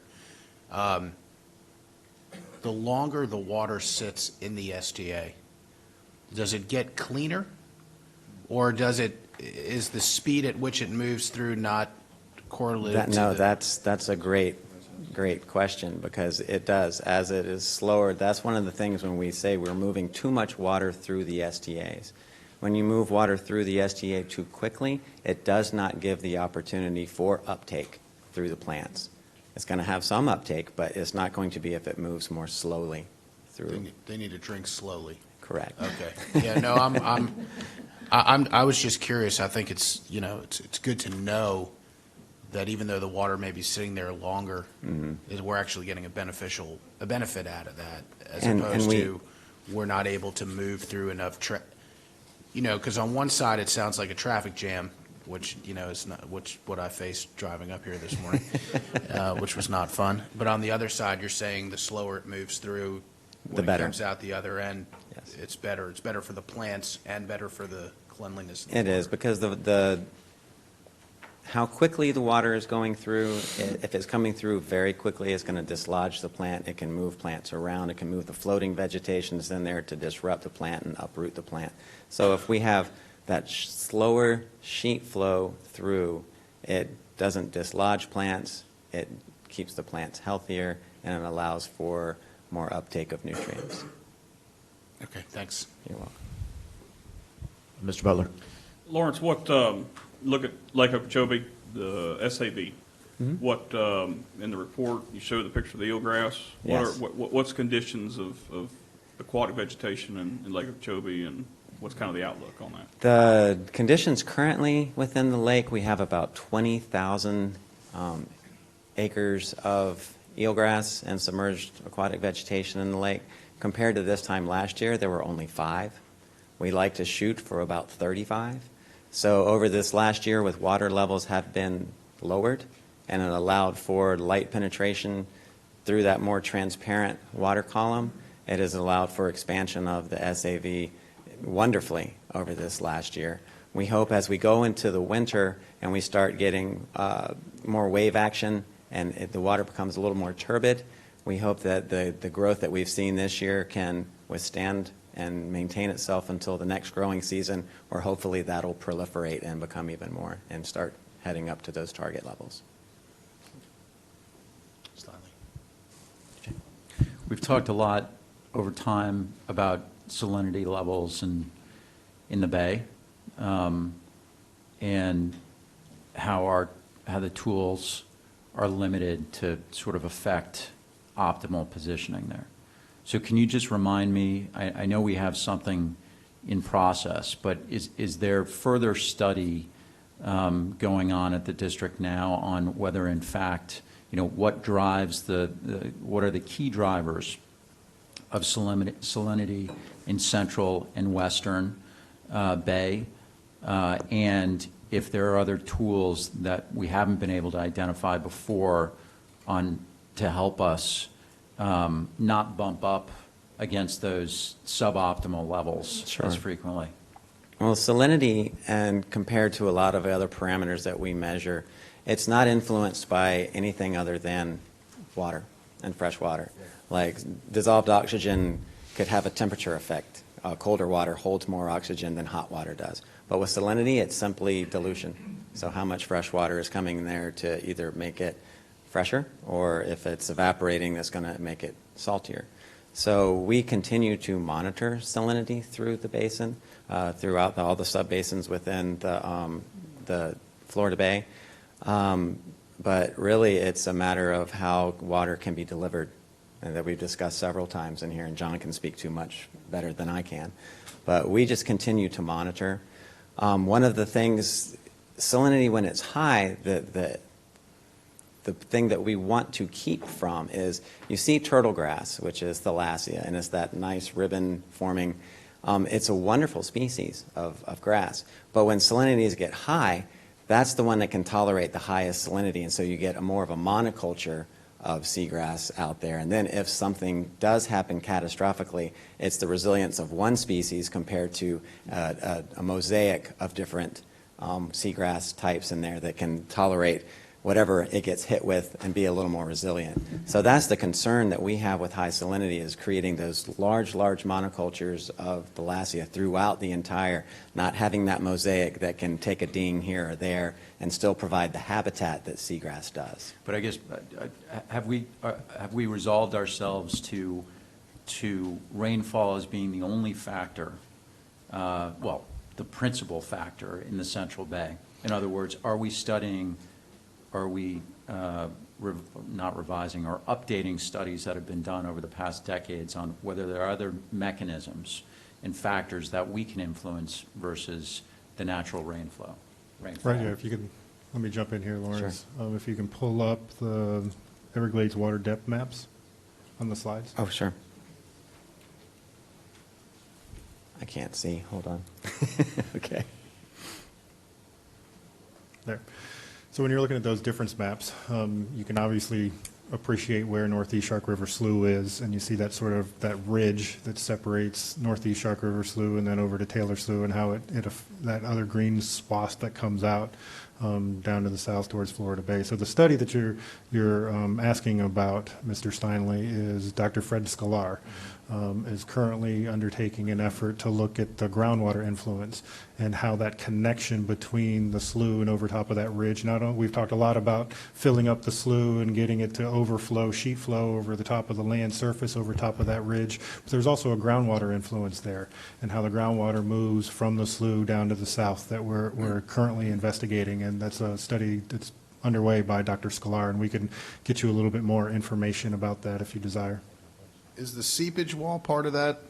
That's farther to the east. Okay, but that would not affect one way or another? It does, it will, because it'll keep water in the park and help maintain and reduce that amount of seepage that moves out of the park to the west. And it'll keep it in the park not only for the benefit of Taylor Slough, but also in facilitating water being able to fill up Northeast Shark, spill over that ridge, and move on down. Thank you. Can you go to slide 8? Certainly. Thanks. This is probably things maybe not. That's 9. One more. Yeah, so in the bottom right, the oyster salinity, I probably should know this, and I probably should have asked you offline, but since we're here, it doesn't rain generally, during the dry season, and the oysters seem to do pretty well, or have historically, way prior to flows being released from the river. So I guess I'm having a tough time understanding this, why that oysters would be in jeopardy if the flows are cut back, because if you understand what I'm saying. When salinities get too high, there's something called osmoregulation, how much your body's trying to keep its freshwater source within it, because we all have so much water in it. How we keep our water levels right. When it gets too saline, they're trying, because that salt water is just dinging them, and it starts to reduce their health. So when it gets too saline, it's not good. When it gets too fresh, it's not good. They close their shell, they kind of hang out, and they wait for better conditions to come. Also, high saline conditions increases the prevalence of a disease called dermo, which affects them.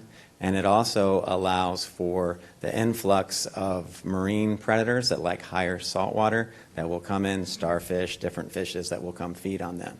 So it's not just a physiological thing, it's a disease and also predation. So this is salinity that's higher than normal salt water. They like to be up in the estuary. They like it a little fresher than salt water, because your ocean water is going to be about 35. And so they're looking for a range between 10 and, say, 30. Okay, thanks. You're welcome. Any other questions for Mr. Glenn? Thanks very much. You're very welcome. I guess Mr. Bergeron, I know he wants to be here. I think he's still stuck in traffic. Rosie, do you have any update on his condition? We spoke with Mr. Bergeron, and he is stuck on the turnpike in traffic. He hasn't moved in 2 hours, and asked that I read his abstention into the record. Mr. Ron Bergeron is abstaining from voting on discussion agenda items 21 and 22. For item 21, his company, Bergeron Land Development, Inc., submitted a sealed bid for the Old Tamiami Trail Removal Project, though it wasn't selected.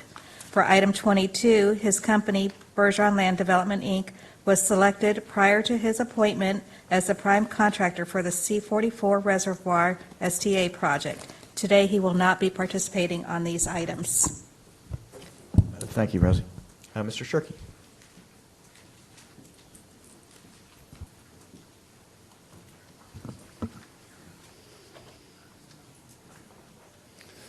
Okay, good morning, Mr. Chairman and board members. Okay, this next item is a potential contract award on one of our ecosystem restoration projects, and it's the Old Tamiami Trail Removal Project. Location-wise, we're talking about Miami-Dade County, and the location of the Old Tamiami Trail roadbed is along the north boundary of Everglades National Park, as shown there in the picture, and it sits roughly between S12B structure and the L67A levee. Scope-wise, for this project, it's a component of SEP, and so it works in conjunction with S333N and some of the other SEP features to basically uncork the flow south into Everglades National Park. And so it includes the removal of 5.5 miles of elevated roadbed between the Shark Valley Visitor Center and the L67 levee that I mentioned. The benefits of the project include a net gain of wetland footprint. It facilitates additional water deliveries from WCA3 into the park. And with full implementation of SEP, this component as well as the others, the average annual volume of flow into Northeast Shark River Slough will increase by 700,000 acre-feet. Schedule-wise, we're working in conjunction with FPL on some items that need to be completed before we can get in there and remove the road. So the key dates that are shown on this chart are the completion of the FPL underground conduit installation, which is scheduled for April. Once that's done, they can come in and pull out the existing overhead lines that are along the roadbed, and then the road removal start can get going the following month. And then substantial completion and final completion are November of 2021 and January of 2022, respectively. And if you recall, a couple months back, the board awarded that agreement with FPL to do that work. So that's kind of, like I said, tying into this project and aiding its completion. So the design was put out for bid back in November. Open bids December 4th. We got 13 bids in this time. Range was $5.1 million to $11.9 million, and the engineer's estimate was $8.6 million. And so the resolution for the board's consideration is to authorize entering into a 730-day contract with Ryan Incorporated Southern, the lowest responsive and responsible bidder, in an amount of $5.8 million and change. And with that, be happy to take any questions. Great. Let's do public comment first, if there's any. We have two, Kara Cap and Celeste Palma. Thanks.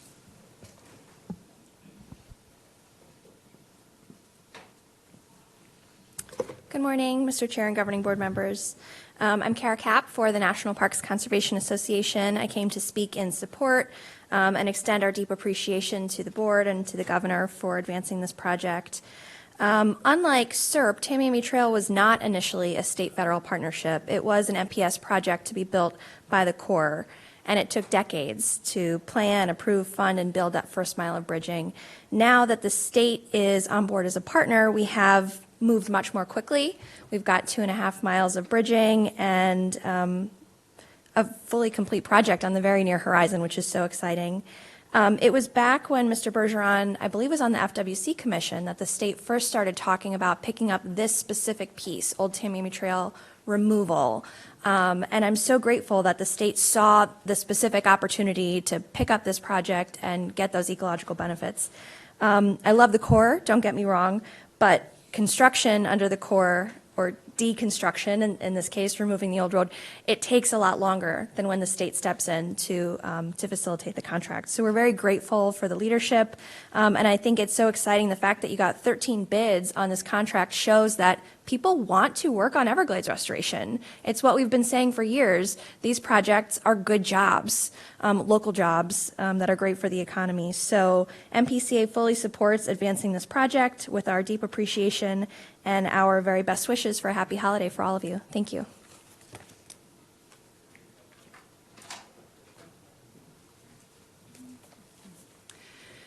Good morning, governing board members. Celeste Palma with Audubon, Florida, and happy to be here with such a great item before us. Audubon also strongly supports this resolution here before you today. And when we're talking about influencing the salinity levels in Central Florida Bay, we're really talking about SEP implementation, right? We are talking about increasing freshwater flows in an order of magnitude beyond what we're able to do today. And that has to do with, one, removing physical barriers to flow, like the removal of Old Tamiami Trail today, and two, harnessing that water, that new water, and being able to send it south to where it's most needed through Northeast Shark River Slough. And that is the EAA Reservoir, for example, among many other pieces that make up SEP. So I want to commend this board. I want to commend the governor for making this a top priority. You have already taken steps to get us from planning and negotiations and now into implementation of SEP, and I cannot tell you how happy we are to see that this project is finally moving forward. This is one of many pieces that make up SEP. So I want to commend you and hope that we can see more groundbreakings for SEP in 2020. So it's just a great way to start the year and kind of tee up the next set of successes into 2020. So thank you so much and happy holidays. Thank you. Any more public comment? Are there any board questions or discussion? Mr. Martinez? Yeah, real quick. Alan, what do you attribute to the fact that we got 13 bidders on this one, which is great, and I always get a frown a little bit when I see some of these jobs and we only have 2 or 3 bidders, but we had 13. I know this is pretty much only earthwork, and maybe that's what drives it. It's a lot easier to get those people, but why? Yeah, I'd say it's a pretty straightforward job, exactly. It's excavation, straight earthwork, not real complicated, and it's down in Miami-Dade, so location's probably a driver there as well. Okay, thank you. Is that a quick comment? I also wanted to note, before we get to our vote, I guess, is that I spoke with staff in the briefing about the scheduling of, and if there was anything we could do to sort of expedite and ensure that we were staying on a path where we weren't totally beholden. I know at some level we're beholden to FPL to do what they need to do, but also to not be necessarily waiting around while FPL is doing their work. If there are parallel projects in the scheduling that we can get started while FPL is doing it, that seems to me to be an efficient use of our time. And I was told that that is in fact, we are looking at that, and that is in fact a possibility, and there are things that we can do while FPL is doing their job to make this thing as efficient as possible. I have not heard a single soul in the Tamiami removal project voice any opposition. I haven't heard anybody say anything in the months that we've been here. So I'm assuming that this is going to go forward by board vote. I just think if we can move it forward as quickly and efficiently, not that you all aren't doing that all the time, but I just want to say that. Thanks. Yeah, I think the key word is always expedite. I'll go ahead and make that motion if there's no further discussion on Resolution 2019-1207. Second. I have a motion and a second. Is there further discussion?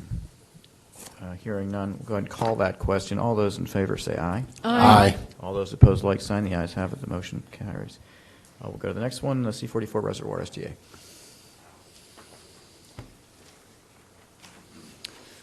Okay, this next item is for the C-44 STA additional project funding.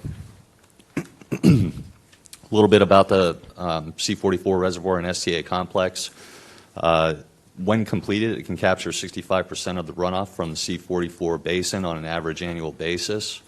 It's also capable of intercepting direct discharges to the estuary from Lake Okeechobee. So since it's situated on the C-44 canal, it can capture both basin water and lake water. The Corps is currently constructing the reservoir, and the Water Management District is constructing the STA. So a little bit about the reservoir. It's a 3,400-acre reservoir. It holds 50,600 acre-feet of water, equivalent to 16.5 billion gallons. And the Corps, as I said, is working on that and looking at a completion date of roughly February 2021. The STA component is the part that the district's handling. It's 6,300 acres with another 9,500 acre-feet worth of storage, which equates to 3.1 billion gallons. Obviously, this is a water quality feature, so as that water moves through the STA, it's treated for water quality. Cells 1 through 3 are complete as of November last month, and the total completion of the STA contract, including the remaining cells 4 through 6, is scheduled for substantial completion September of 2020.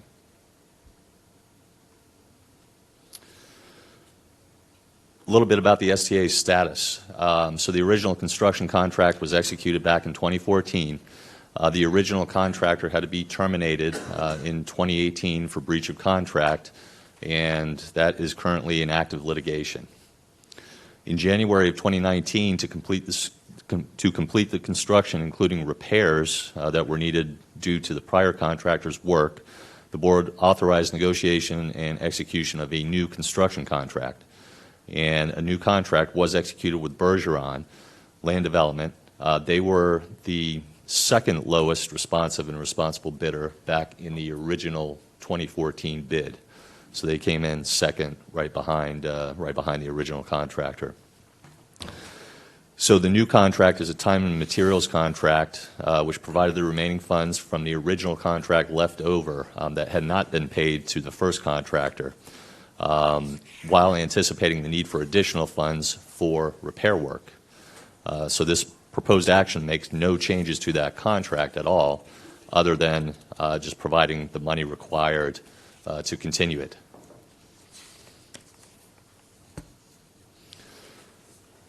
So the replacement contractor's cost-loaded schedule underwent extensive internal vetting to verify appropriate pricing and level of effort.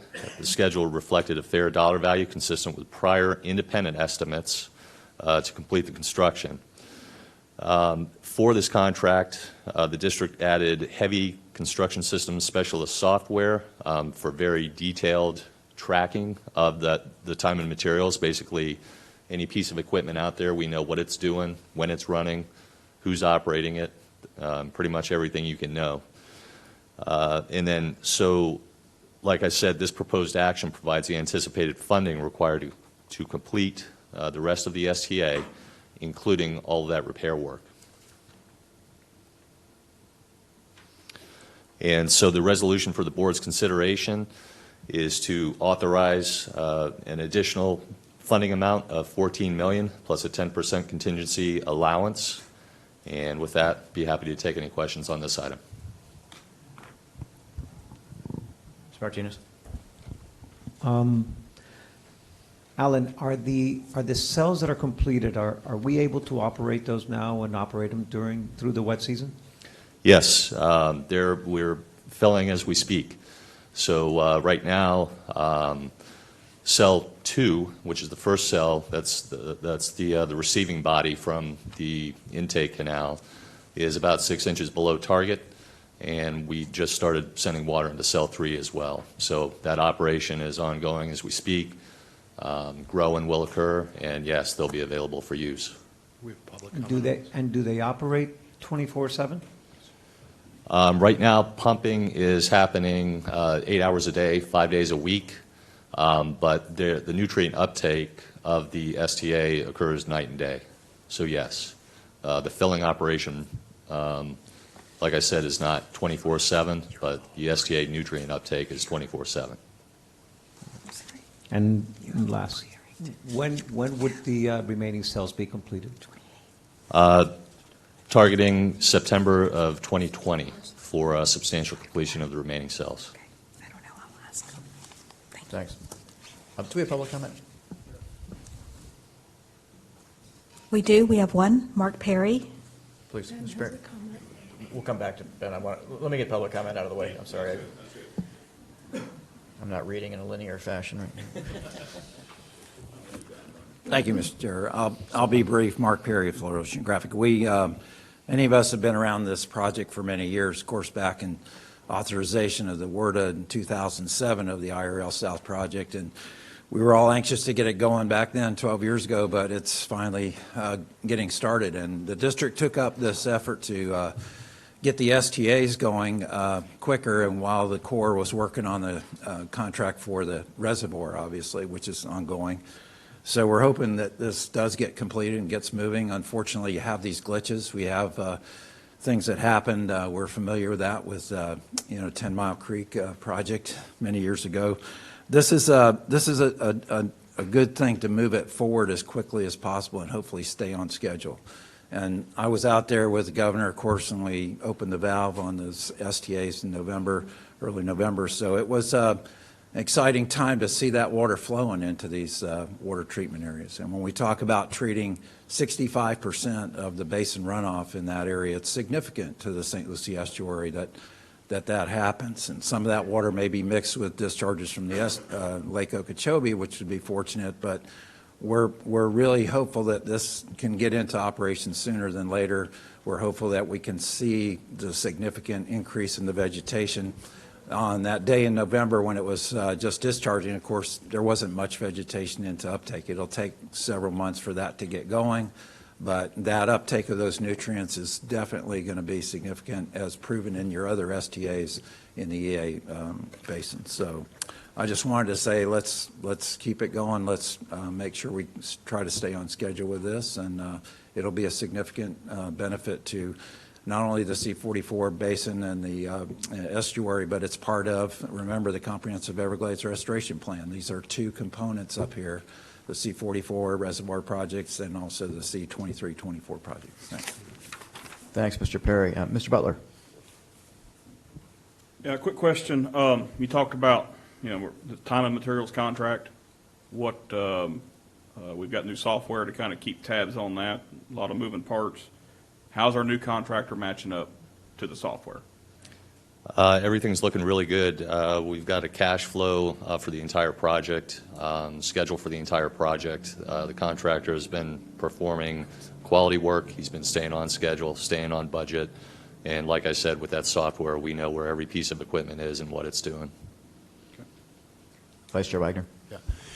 This is more for discussion than it is for question, but I wanted the board to know that I was particularly interested in, not only the fact that we're obviously voting on a contract for a person who's sitting on our as a governing board member of ours, but so I was concerned about certain things in terms of time and materials contracts and how we got to those numbers, because I think that anybody who thinks about these issues would probably have some level of concern about them. And as usual, I was pleasantly surprised with the response that I received, and the questions that I asked came as follows. Most of the time we get contracts that come in the door or that we see in our purvey that are fixed contracts or not to exceed contracts, and so this one jumped out a little bit because it was a time and materials contract. And when I asked the question why, how did we get here, the answer to me was very sound. First of all, the original contractor had gotten somewhere between start and finish breached. That contract was terminated. They effectively left the job. We have a new contractor who's now come in and basically said, we have no idea, we can't possibly know what they did or how they did it. So there's no way for us to really quote on a fixed price basis or a not to exceed basis before we start and have the capability of going in to see really what that scope of work is going to look like moving forward, because we just don't know what we're going to find at this point. That was part one, which made sense to me, but part two really sealed it in terms of how we do things here, which I think needs to be brought out, because it's just, to me, the exact way you should do something like this, which is, in addition to that explanation, which is a reasonable explanation, we also apparently did an internal estimate on what we thought the price would be moving forward to completion. And we went out and had an independent third party go do their estimate as to what they thought it should be. And those two estimates were sealed from or kept from the Bergeron Land Development Inc.'s purvey. They were not able to access that. And apparently the numbers came in within a small percentage of one another. They were all at or exactly at that $14 million mark. Is that correct? Am I accurately summed that up? Yeah, that's correct. Okay. And I thought it was, I don't know if anybody else asked these questions, but when I heard it, I almost cringed when I asked the question, because I was afraid about, what we were going to hear or what could possibly be an answer. I wasn't necessarily afraid that but we've done it just, as far as I'm concerned, it's been done exactly as it should be done. and it all came out and matched. And so that to me is very comforting as we move forward with this particular item. Well, thank you for explaining that to people listening, because that, I think, went through all of our minds to make sure there wasn't a sort of open meter that was running constantly on this, and that we did have parameters, and we've held very closely to those parameters. That's a good point. Anyone else? Anyone want to make a motion? I'll make a motion. I'll second it, please. We have a motion and a second for resolution number 2019-1208. Is there further discussion of the board? Hearing none, we'll call that question. All those in favor say aye. Aye. Aye. All those opposed, like sign. The ayes have it. For the record, Mr. Bergeron abstained on the last two votes. Thank you. Thank you.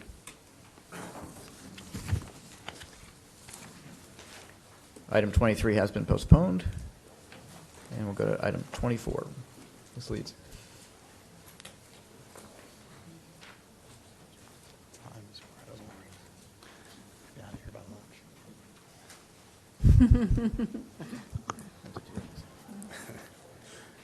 Good morning.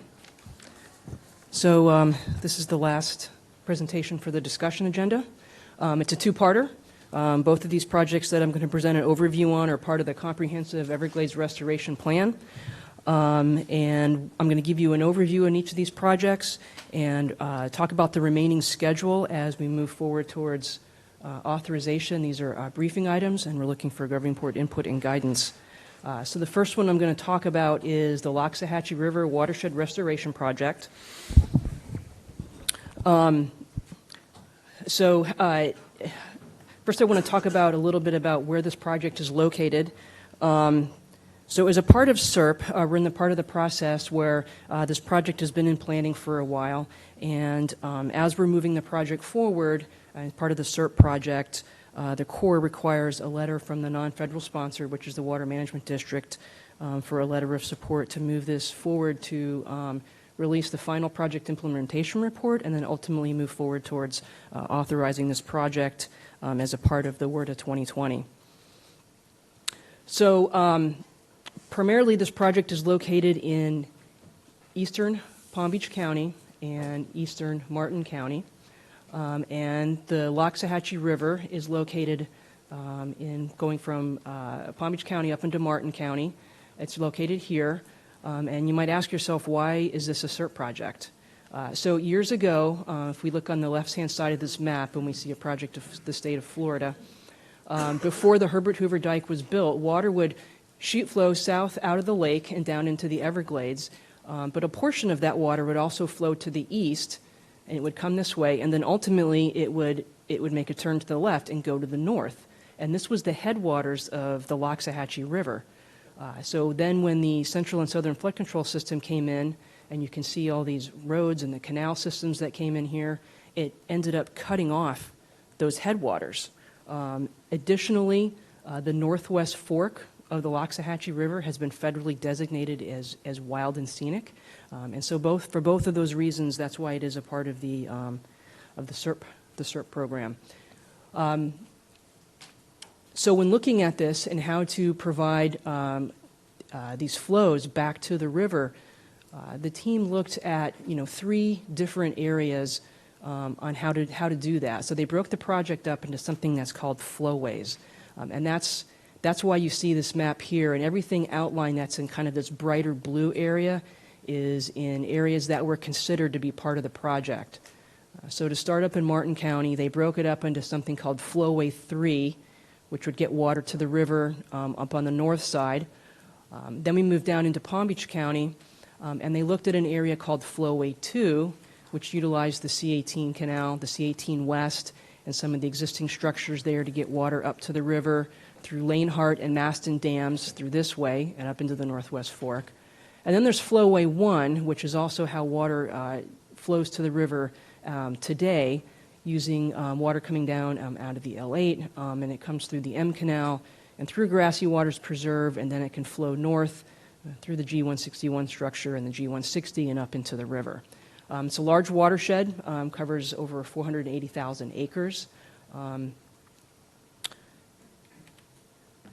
so when the team was planning this, they look at what are the goals and objectives of the project. And for the second go-around of the project, one of the primary goals and objectives was to restore flows to the northwest fork of the Loxahatchee River, and that's that federally designated wild and scenic piece. But the important takeaway with this is because the headwaters had been cut off, the river has been experiencing what we called minimum flows and levels, exceedances and violations. It's not getting enough of those freshwater flows, and as you hear with some of the public comment earlier, what happens with that is as that freshwater flows through the river and it gets towards the Loxahatchee estuary, some of that saltwater and salinity has been creeping up the river. So one of the primary objectives, especially in the dry season, was to be able to provide those flows to enough of amount to eliminate those exceedances and violation. And so the team determined that in the dry season, you had to meet those flow targets over 80% of the time to reduce that. So that was one of the primary goals and objectives of this project. And in doing so, that would help enhance the vegetative communities that we see in the Loxahatchee estuary and kind of push that salinity back down into the estuary where it needs to be and keep it out of the upper part of the river. Another important part of this project was to restore some of those watershed connections among the headwaters and allow some of those freshwater flows to go. So just a little bit on how that happens with the makeup of the team. So within the SERP program, the Corps is the federal sponsor and the district is the non-federal sponsor. But we have what we call these project delivery teams that also participate. And those project delivery teams are made up of federal agencies, state agencies, and local agencies. So it's not just the district and the Corps looking at this. We have all these other input from all these other federal, state, and local agencies who sit on these teams. They participate in our sub-teams.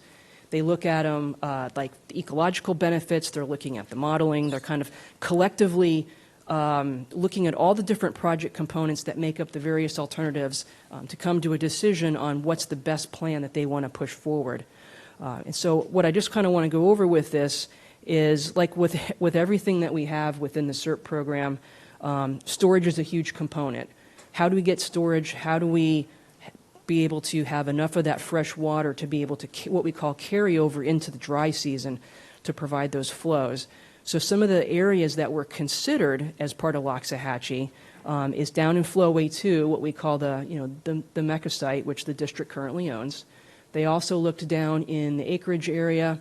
We call it like this L8 basin, if there could be a storage component put there. And then they also looked down in the C51 to see what was the feasibility of moving water from that storage facility up into the Loxahatchee River.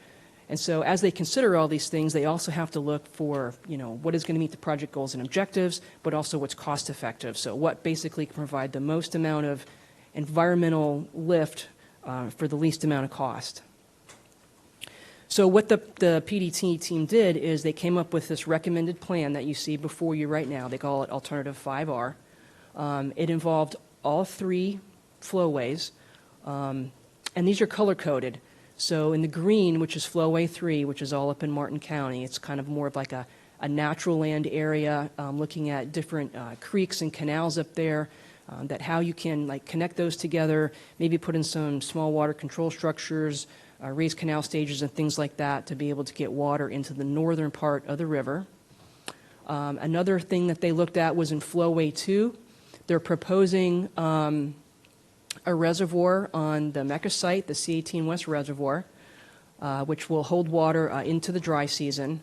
It will hold up to 7 feet of water, 7.5 feet, with embankments that are around 15 feet high.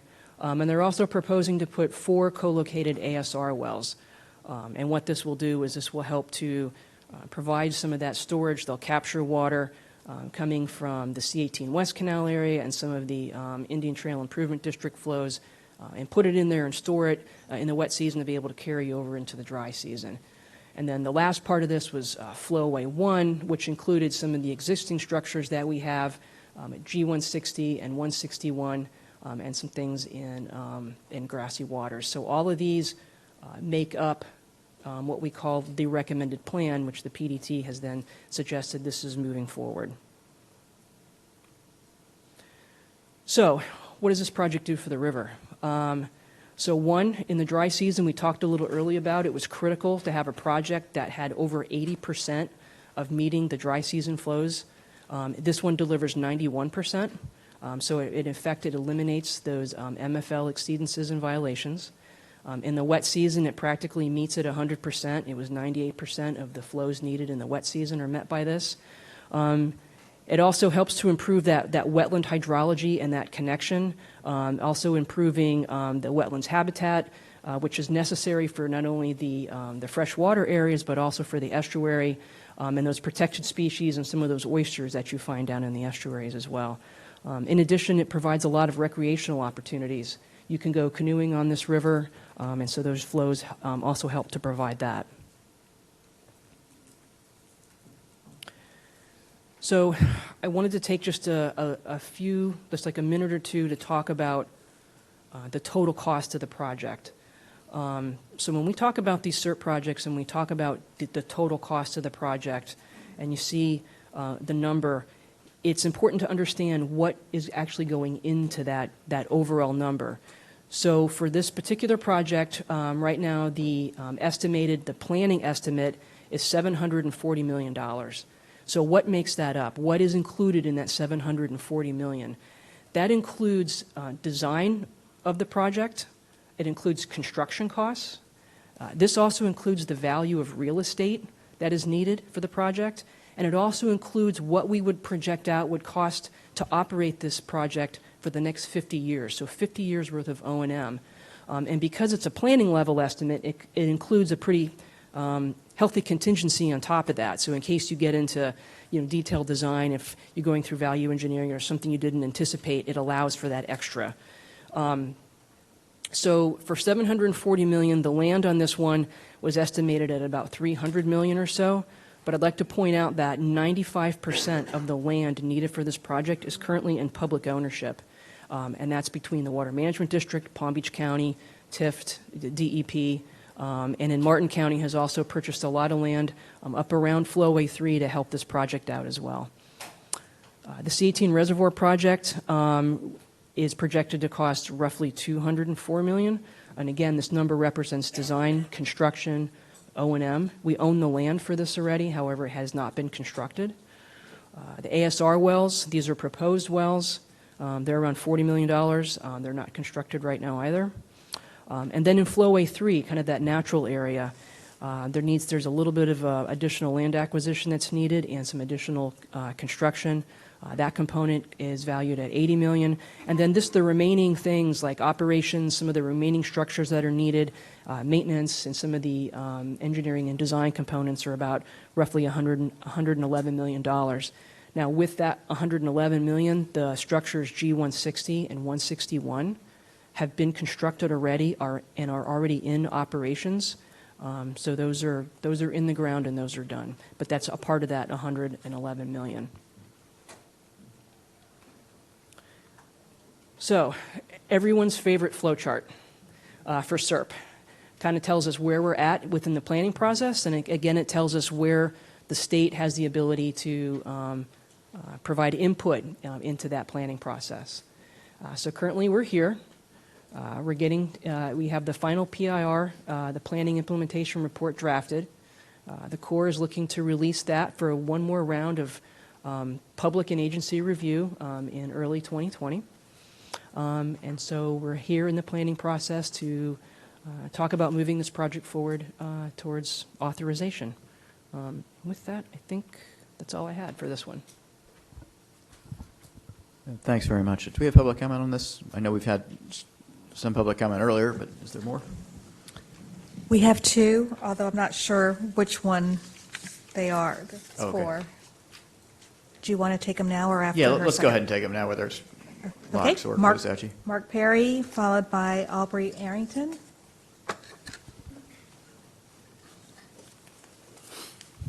Good morning, Governing Board. I just on these particular ones, talking about I'm glad you're getting updates and briefings on the comprehensive Everglades restoration projects and overall, and these two particularly are concerning. But the Loxahatchee River, as you've heard testimony before, is a very, very significant body. I remember sitting on advisory group when that portion was designated as a wild and scenic river. And it's a very, very significant resource that we have in our area, and we need to do everything we can to push it forward. This project, of course, was part of the, and is part of the integrated delivery schedule, which is still in play, and it's one of those that are looking to be authorized in the WRDA 2020 going forward.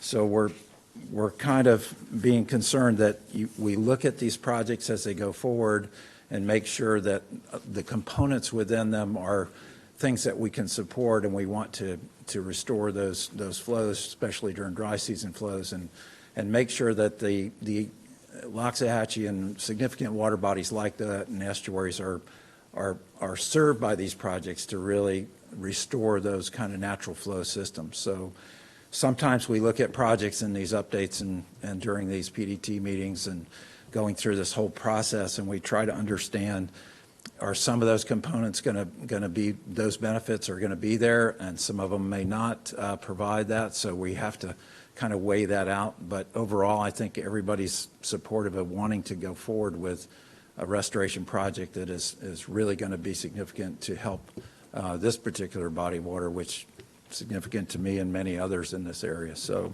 I appreciate your hearing this and moving things forward with a project that will help the Loxahatchee. Thank you. Thanks. Thank you for the opportunity to comment on this. My name is Aubrey Arrington. I'm the Executive Director of the Loxahatchee River District. Here representing the district, our governing board voted unanimously to wholeheartedly support the tentatively selected plan 5R, sorry, like I'm running through. We've only spent like 800 years and 12 billion staff hours working on this. I was here for the beginning of your meeting this morning and recognizing the surveyor who's been working since the Civil War, I think. And you had so many staff that stood up, and I used to work for the district long ago. And the staff that work for the district, Jennifer, many of them are really phenomenal. And I would like to thank the staff at the district, the PDT meetings, like the crazy amount of work that goes in to get these plans to where they are is really remarkable. The amount of public comment that is afforded to the public, whether it's an agency like mine or it's a random person who wants to be engaged. Those opportunities are immense and numerous. The staff of your agency has done a remarkable job working with the Corps, the colonels here, moving this project forward. I think it's a good plan, and I really hope that you'll send your letter of support and keep this joker on track and keep it moving. So thank you very much. Thank you. Yeah, do you guys want to talk about, and gals, do you want to talk about locks now and then Caloosahatchee, or do you want to? I think we should. I think they're so different. So any comment on locks? And go ahead, Mr. Simley. So I think the public comment folks are getting smarter and participating at the beginning of the meeting, so they don't have to wait until the end of the meeting or their agenda item. Little did they know it would be 11:30. So I would acknowledge all the folks who spoke at the beginning with their comments and their suggestions, and really all of the we talk about two agencies projects. This has in particular been one with so many different agencies involved and all contributing, for what, Aubrey, 20 years, 2 decades or so on making progress. So as everybody talked about, this is Loxahatchee is a treasure right here in our backyard. And you know, I'd lived in West Palm for 15 years and never knew it was there. So I had the pleasure of going out with Aubrey in September, which was right after the rains. The river was high. Aubrey's been very kind because he has a picture of me struggling. Not only do you have to go down the river, which is easy, but you can paddle back up, which is what most people do. And when the flow's high, it's difficult. And I got wet by flipping. So but it was so special that over Thanksgiving I took my I took my kids down the river, and I think it's just it's very unusual to have this this natural treasure right in our backyard, right sort of in massive urbanization, and it's a good way to not just reconnect with nature, but understand that there's, you know, we have some special places around us. So my comment is that the river needs our support to remain the treasure that it is. This is another interesting example of trying to solve problems that we created, you know, decades ago. The channelization of the Jupiter Inlet, the effect on the reduction of natural flow within the basin to the river, and the encroachment of the salt water and the salinity. So let's move forward with this and our support with WRDA 2000. It's been a long time in development, and I think we all here make the commitment to continue working with local agencies and local stakeholders. I mean, we all know, and we heard with the Indian River Lagoon project, that was authorized in WRDA, what was said, 2007. These are long processes. I think the smartest thing to do is to move it forward, and we will continue to work with local stakeholders to refine, improve, and be, you know, good collective partners. Thanks. Vice Chair Wagner. I think we're all thankful that Mr. Bergeron changed his ringtone from Shakira to the regular ring. Thank you. I do think, and I want to echo Mr. Steinley's comments about this particular project, but about a lot of these projects in general. I am always shocked to hear people come here and talk about how long they have been working on a particular issue. I feel very fortunate to sit up here and have an opportunity to vote on and move forward these issues, but it's particularly meaningful to me, and I think maybe to everybody here, because when people come in and tell you how long they have been working on these things, and sometimes it's decades, and I can sense the frustration and how hard it's been to get it to where it is. But I feel very fortunate that we're at a point right now where we're blessed to have budgeting and political will to move these things forward expeditiously, and it is very great to see this particular project, which I think is important. It's right in, you know, it's really right in an urban backyard to have a national treasure. I mean, it's a rare opportunity, and so I just wanted to note that I feel really blessed to be here and be in a position to help move these things forward. And I don't think it's lost on anybody on this particular board how much time people put into these particular issues in service of community and an environment, and it's incredibly important. So I'm supportive of this project moving forward, and I just wanted to note all the people out there who have worked so hard on these and other projects, certainly not lost on us. It's a great point. Anyone else with comment on this?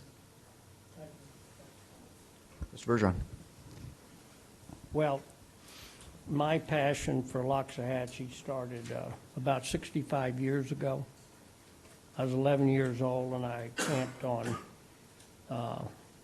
in this area as a Boy Scout, and I've never seen anything so pristine.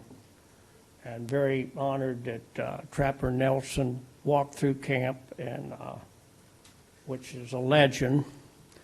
Scared me half to death. Looked like Jungle Jim with cats and otters hanging on his back. But what an experience, and it is a great honor for me sitting here today to vote on protecting this area. And I want to compliment all the stakeholders that been coming here for 2 decades working on this. And I certainly want to thank our staff for bringing this forward. A great project, one of the most beautiful wilderness areas probably in the United States of America. And I'm truly in support of this, and I'm very humbled to be here and be a part of making this happen. Thank you, Mr. Bergeron. Ms. Meads? I just have a quick comment. So as we look over project after project that was shelved, the one thing that I see that they have in common is the year 2007, 2008. It just goes to show what happens when we have an economic recession and why we continue to say we want to go as quickly as we can in everything we do, because we have an incredible economy right now. We have money, we have everything we need. So it's frustrating to see a timeline that says November 2021. So I just want to remind everyone the importance of moving very quickly before something happens, because the money that's lost when these things are put on the shelf is something that we've learned about as a board here recently, staggering amounts of money lost when we have to shelve things. Thanks, Ms. Meads. Great. I think staff has direction on that. I don't think we're not making a formal motion one way or the other. You okay, Drew? Yeah, I appreciate it. So I heard a lot of interest in making sure this progress continues on Loxahatchee River restoration. It gets poised for WRDA 2020 authorization.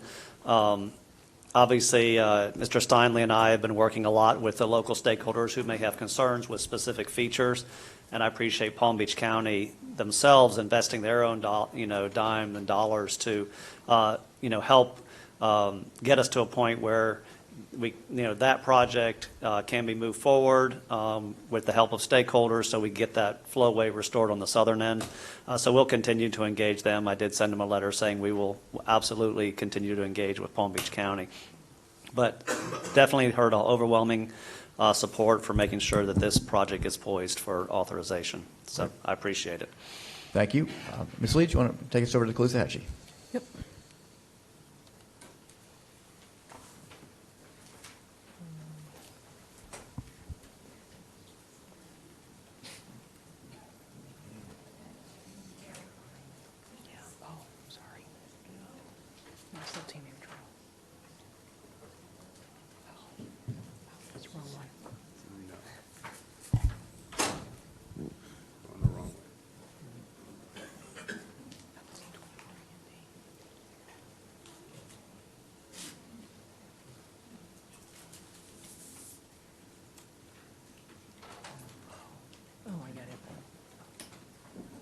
Okay. Operator error, mine. Okay, so we're going to talk about the Caloosahatchee River storage, the C-43 storage reservoir project, post-authorization change report. So this is kind of more of a process, right, because this project is already authorized and we're out constructing it.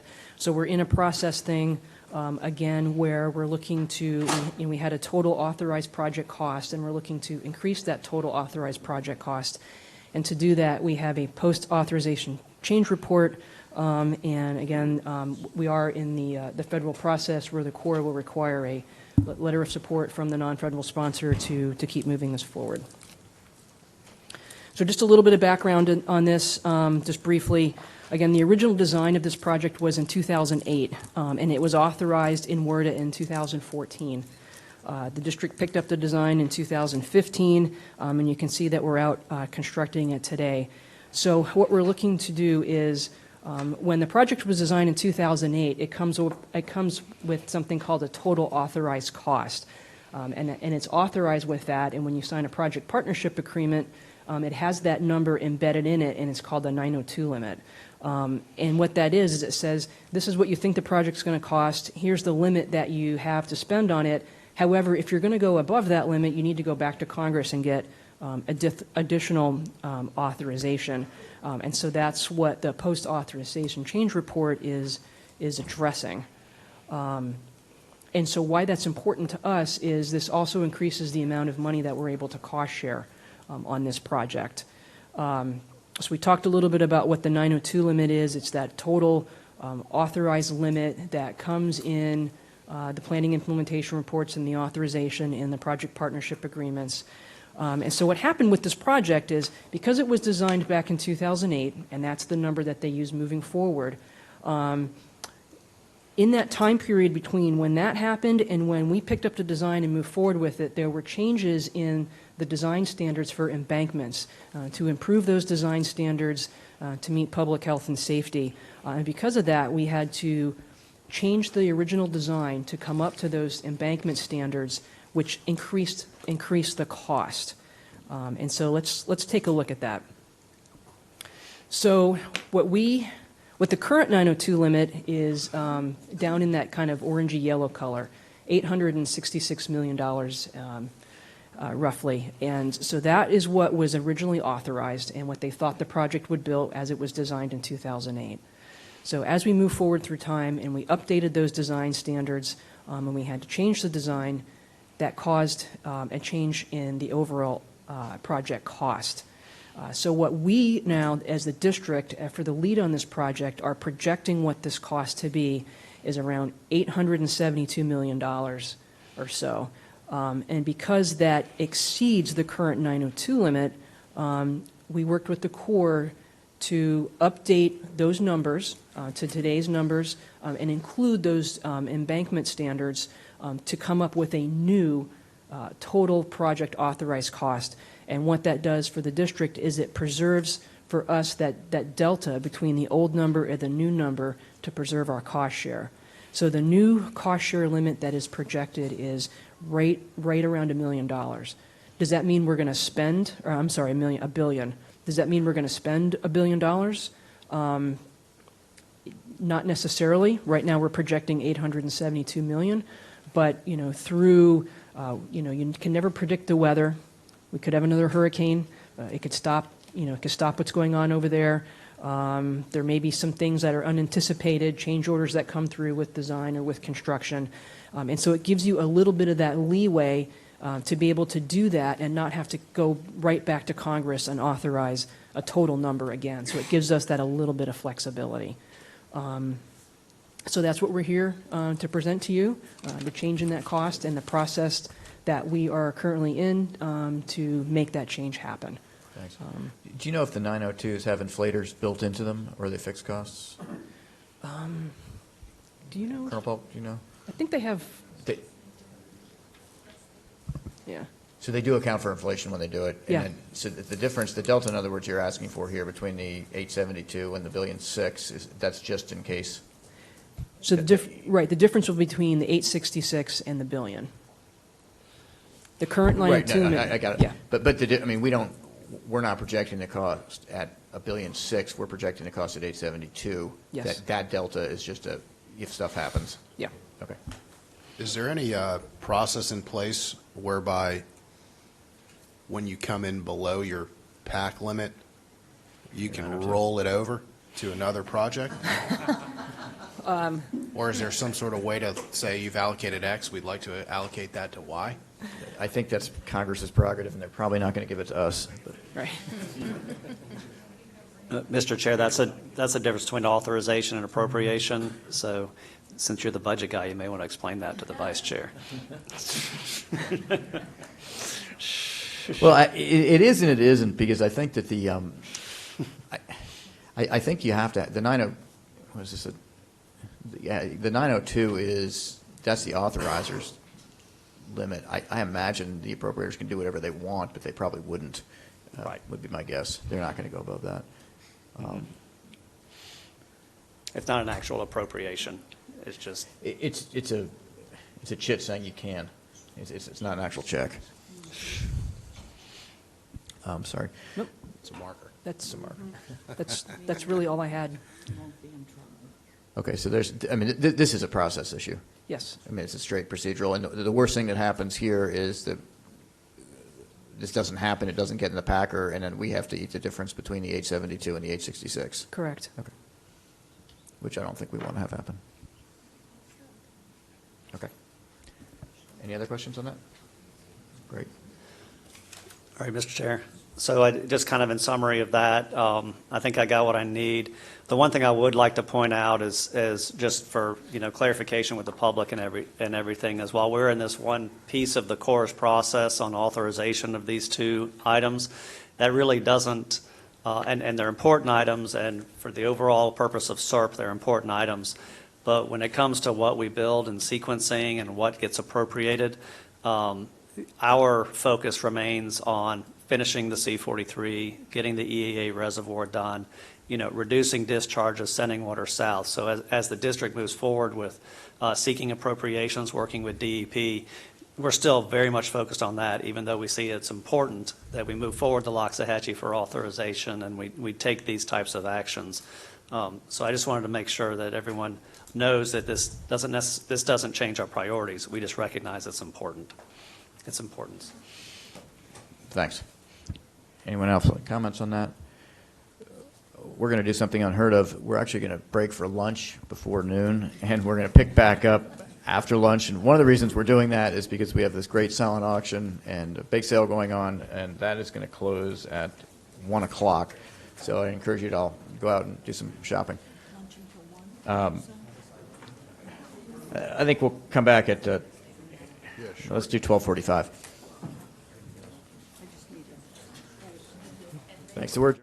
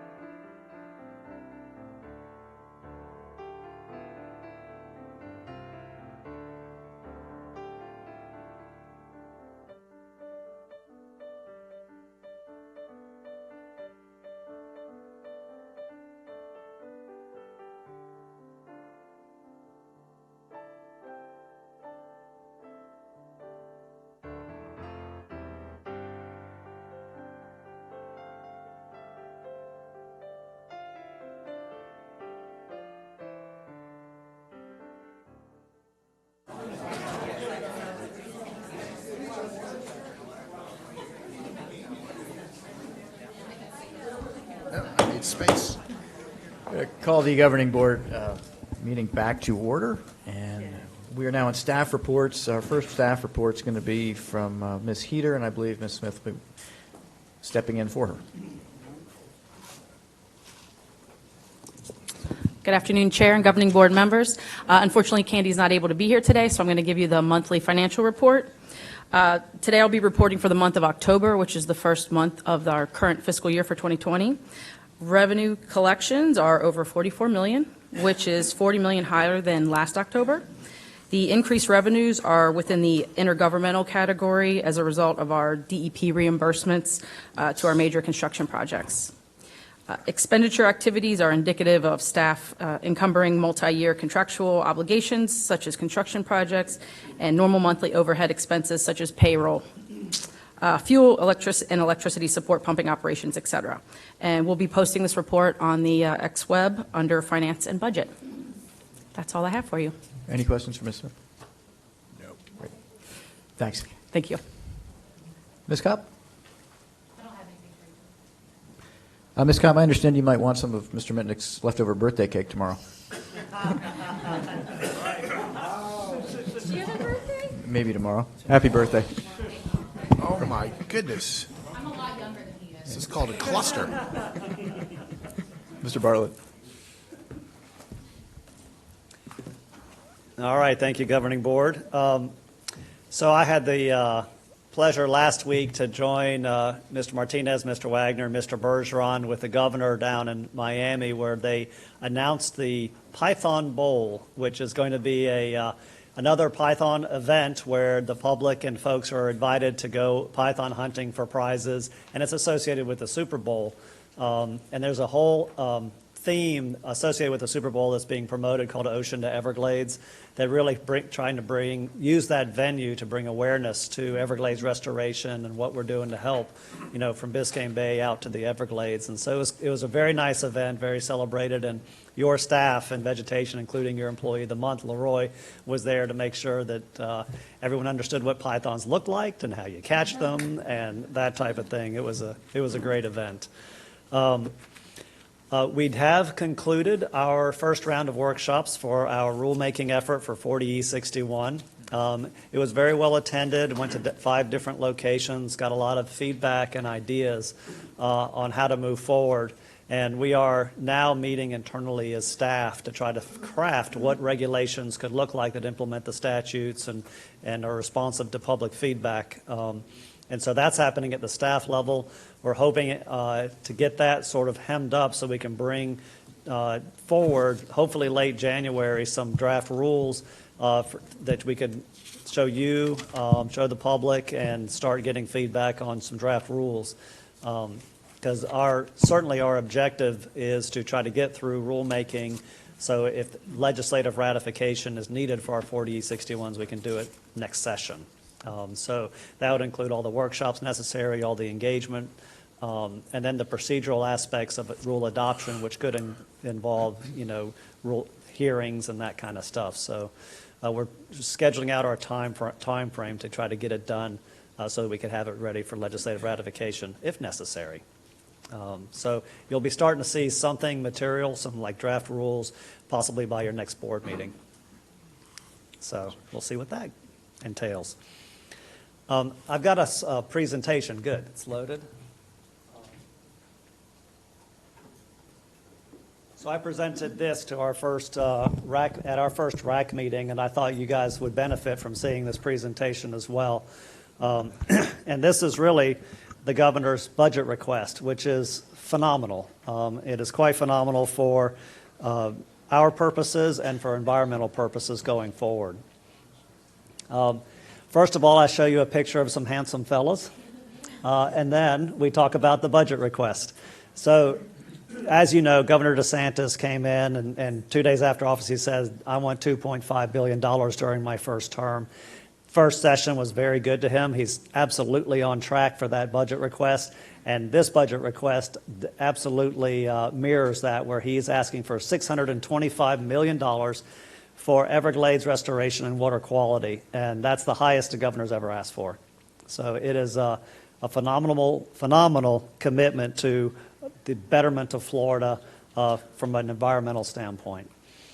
A little bit of the breakdown as it affects the South Florida Water Management District.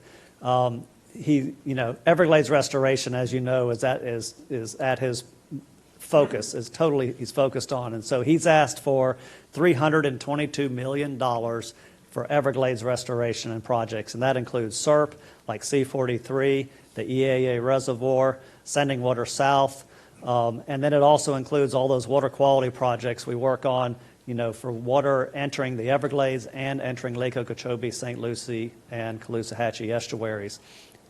As you charged us and put in our budget to put everything we could do, look at projects across the landscape on our lands with SERP and everything, that is proceeding, and his budget request certainly embraces that effort that you guys have put forward.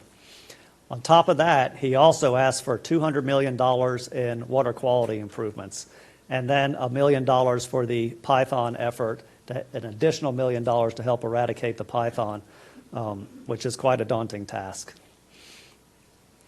Let's talk about the Everglades. Certainly $170 million for SERP, $64 million for the EAA reservoir project. This breaks down the $322 million. $47 million for Northern Everglades. That's all the projects north of the lake and in the St. Lucie and Caloosahatchee rivers. And then $5 million for dispersed water management and $32 million for restoration strategies, which continues our building progress on the stormwater treatment areas to get those in the right kind of shape. So that's how it adds up to an incredible amount of funding. And then when you look at the $200 million for water quality improvements, that's $150 million for water quality improvement grants for septic conversions and upgrades, wastewater improvements, and stormwater system upgrades. And that's, those are the types of projects that really would benefit our estuaries, where they're built out on canals that are on septic tanks that drain to our estuaries. And certainly we're on a path to get all of our wastewater treatment plants treating at advanced wastewater treatment technologies. And then we have a lot of old neighborhoods that were permitted before our stormwater rules that we invest in trying to retrofit those neighborhoods. Local governments invest in trying to retrofit those neighborhoods to treat that stormwater versus just running out for flood control. So that's that kind of budget request. I was a DEP for 11 years and never saw anything like that. Plus the $50 million. I know that that budget line that DEP used to get was usually around $9 million. And Governor DeSantis is hitting it at $50 million. And that's really to help local governments and help us, help whoever's ready to implement restoration goals through basin management action plans. Whoever's ready, the state's going to be ready too with this kind of funding. So it's a phenomenal budget request. And I know I used to run the grant program up there, and I know they're stressed out about their workload. It's no secret that Governor DeSantis is absolutely invested in trying to do something about the Python program. And so this extra $1 million, it's already a well-funded effort with the Water Management District's investment and FWC's investment, but he's amping it up with another $1 million to get boots on the ground and get research done to try to figure out the best way to manage this species, this invasive species that's really altering the ecosystem in the Everglades by changing the food web with its diet. So it's a great investment for the governor. So I wanted to make sure you were aware of all those different types of investments that the governor has asked for. And so far, I haven't heard any negatives on the appetite to fund it. So I will keep you posted on that kind of budget request as it goes forward. The next meeting we have is going to be a unique one. It's going to be off-site at Port St. Lucie, and it's going to be, we're going to have a workshop on January 31st, followed by a board meeting on February 1st. As I look towards that board meeting, I could see it turning into an epic board meeting, thinking all the things we have coming up to discuss. So at the workshop the day before, we're going to cover all the ins and outs of consumptive use permitting and water supply, and we're going to cover the water shortage rule at that time as well, so you guys get a very deep download on that consumptive use permitting and water shortage tools that we have in the district. And then I'll probably move the ecosystem and water conditions report to that day as well, so it leaves enough time at the board meeting for consent and discussion on all those types of items that I anticipate bringing to that February 1st board meeting. That's about all I have right now, but I'm happy to engage with any questions or anything you may have. Let me move over so I'm not looking through plants at you. Does anyone have any questions for Mr. Bartlett? Or, yeah, sure. Mr. Olepich? Mr. Bartlett, with the $150 million for water quality, if a local entity, let's just say the town of Souls Point, where I'm from, Gotcha. they've been through a lot with thank God I was off the board by then, but they've been through a lot with trying to go to sewer. Thank you. Like, I mean, how does it work? I mean, will it be sent as an announcement out to everybody? I mean, how do, there are so many that need it other Sure. than the town of Souls Point. How do people know? How do people apply? Mm-hmm. Do they really need us? How does it work? Right, so no, DEP does, I think, 2 general solicitations for septic to sewer projects, stormwater projects, any kind of water quality projects per year. And all your local departments know about those solicitations because they do take advantage of it, especially in Martin County, I can know from experience. So they do a solicitation and they have forms that you fill out for septic to sewer projects, wastewater treatment upgrades, stormwater retrofit, all those types of things. It's usually in the fall and the spring, I believe. And I can get you the website. I can send it to the whole board. But they will do that, and then every entity applies for those. Okay. And the good thing about this, if you've got a project, and I did this for years, if a local government has a project that is ready to go, they have their match dollars set aside. So I think it's a 50% match on this one. 50% match, and it's ready to go. With that kind of funding level, it'll get funded. Because I have seen who's ready for this kind of thing, and that's all different cities are in different stages of whether they're ready to take money and do infrastructure improvements. And they're all at different stages. But at that kind of funding level, your chances of getting funding are really high. That's great. And you said something about BMPs. Was that BMPs for the agriculture community? Is that under water quality too? And how will it tie into the rulemaking we're doing? So the funding can be used, and I've seen water management districts, and we could be one of those. I've had conversations to apply for water quality funds to help with cost share BMPs. So under the framework, all the ag producers, hold on a sec. All the ag producers in a Basin Management Action Plan have to implement on their own dime BMPs adopted by Florida Department of Agriculture and Consumer Services. So that's a requirement. They have to implement those on their own dime. There are things like tailwater recovery and other advanced practices that are infrastructure based. That's where you get into cost share, and we always say cost share BMPs, but often you just call them advanced agricultural practices and things like that aren't necessarily BMPs. That's when we can come in, apply to DEP for funds to help cost share on those best management practices, those additional infrastructure items that a local producer can do. And I don't know, Mr. Butler may have some insight onto what those look like too.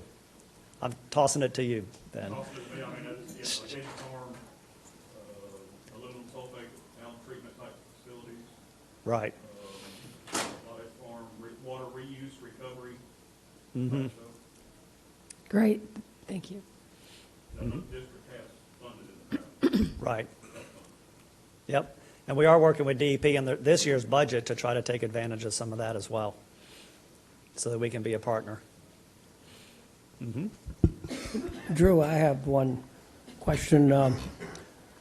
Drew, what I'd like to see on our radar screen is the modified water delivery, any obstacles that we need to resolve in order to implement the second stage of modified water delivery, raising the Tammy Trail, which fortunately, I think we have $100 million. Yep. 60 from the federal side, 40 from the state side, to raise the road to be able to implement the second stage of modified water delivery. And, all of us have heard, move water south, move water south. And of course, moving water south is important because Florida Bay seagrass is dying from a lack of fresh water. And that volume of water, natural flow, going to Florida Bay is that much less water going east and west in unnatural quantities. So that is going to be a big day for Everglades restoration. The bridges are built, and the drowning of the wildlife in the Central and Everglades National Park needs to be rehydrated, and Florida Bay needs the water. That is so critical because we started projects 18 years ago, 19 years ago, and we're just at the threshold of being able to get the benefit of the natural sheet flow of the river of grass. I'd like to see us meet with the Corps, look at the 8.5 square mile area, and whatever responsibility we have or we don't have, we address it. And any other obstacles, and it's obviously removal of the Tamiami Trail that's just been approved as something we started 10 years ago, a decade ago, to let more water flow south. So I think that is critical to start stopping irreversible damage from high water to no water to, I'd like to see us put that, in a very high vision, maybe even a workshop if necessary, a meeting with the Corps, and then possibly a workshop if to come up with the solutions. Mm-hmm. Okay?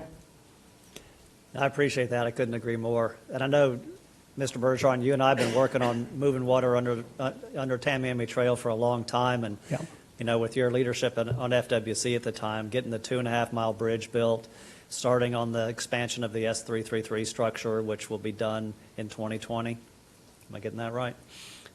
Removing Old Tamiami Trail, all this infrastructure, and y'all's approval of a budget that put modeling resources to work, planning and engineering resources to work in solving that pinch point that you're talking about, the 8.5 square mile area. So I appreciate your leadership on it, and that's absolutely critical. Yeah, that'll We'll get benefit it the done. rivers, it'll benefit the Central from high water conditions, lack of water in Everglades National Park, and stop seagrass from dying in Florida Bay. That is a huge milestone.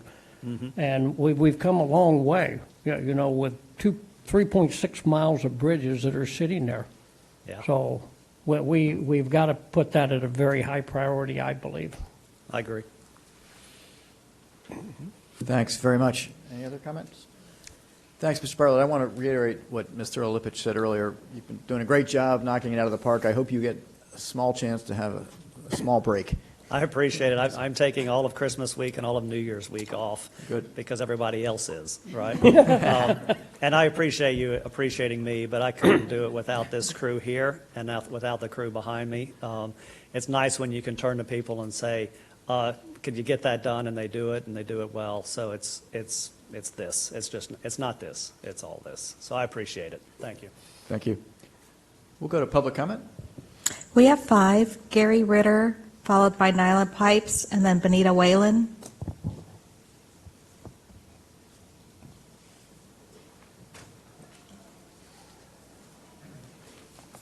Good afternoon, Board, Chair, Gary Ritter with the Florida Farm Bureau Federation.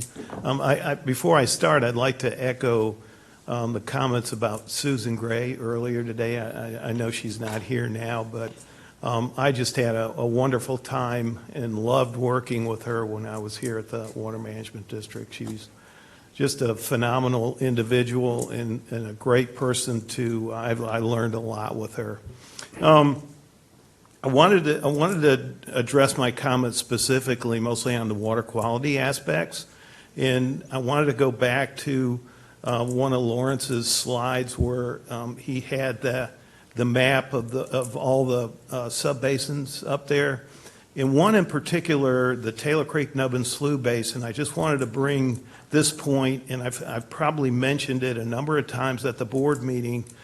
It was 105 metric tons and 477 parts per billion phosphorus coming out of there.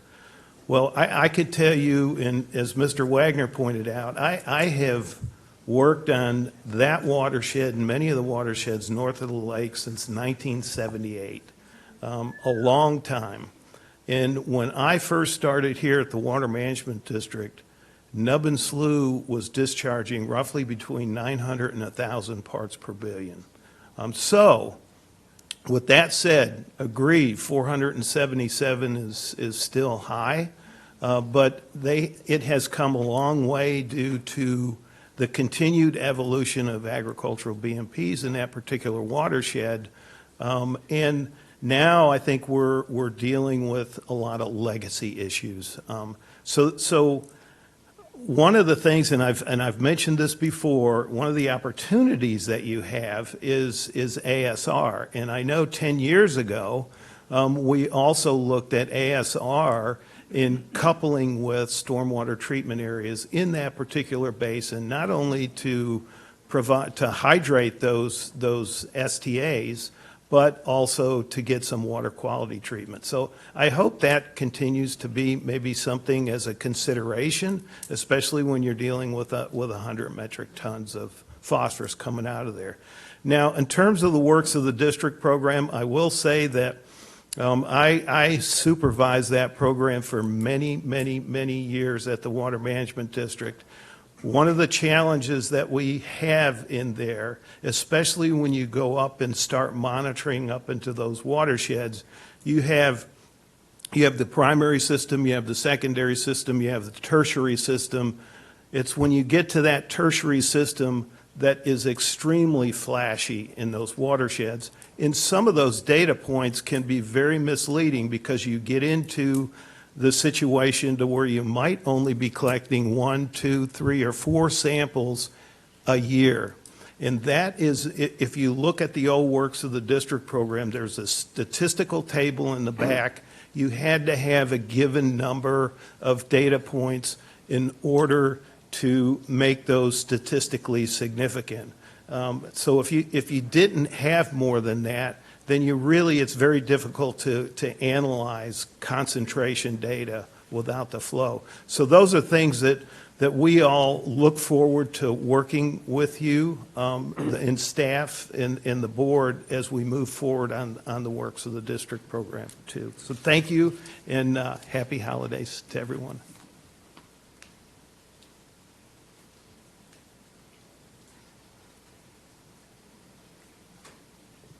Good afternoon, Nyla Pipes, One Florida Foundation. First of all, congratulations on such a succinct meeting. I am coming to you because I want to thank Sean Cooley for his help in getting the prior RAC presentations and videos back up online. But I also want to talk about accessibility and transparency and public involvement, because I know that those are huge priorities for your board.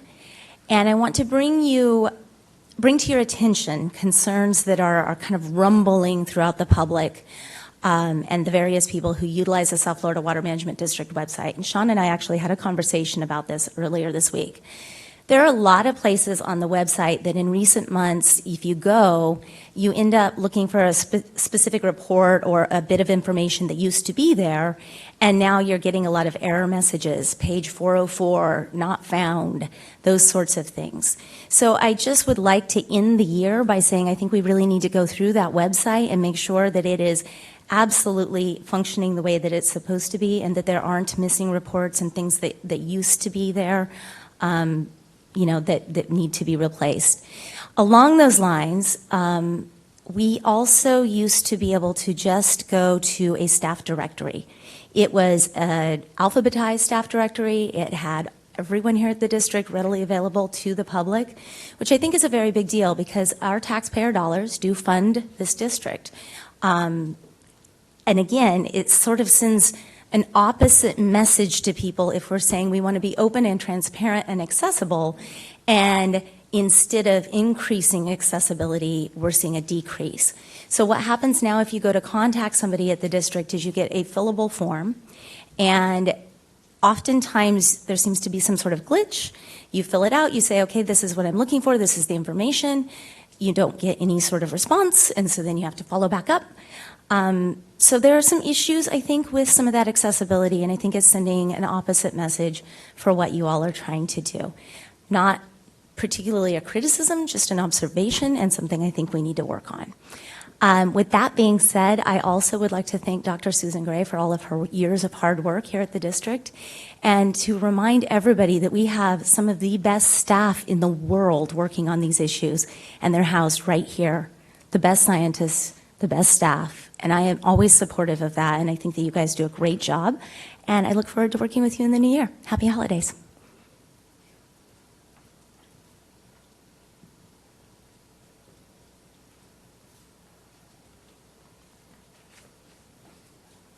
Good afternoon, Mr. Chair, Governing Board members, Drew. Thank you for the opportunity to speak. Benita Whalen, representing the Florida Cattlemen's Association.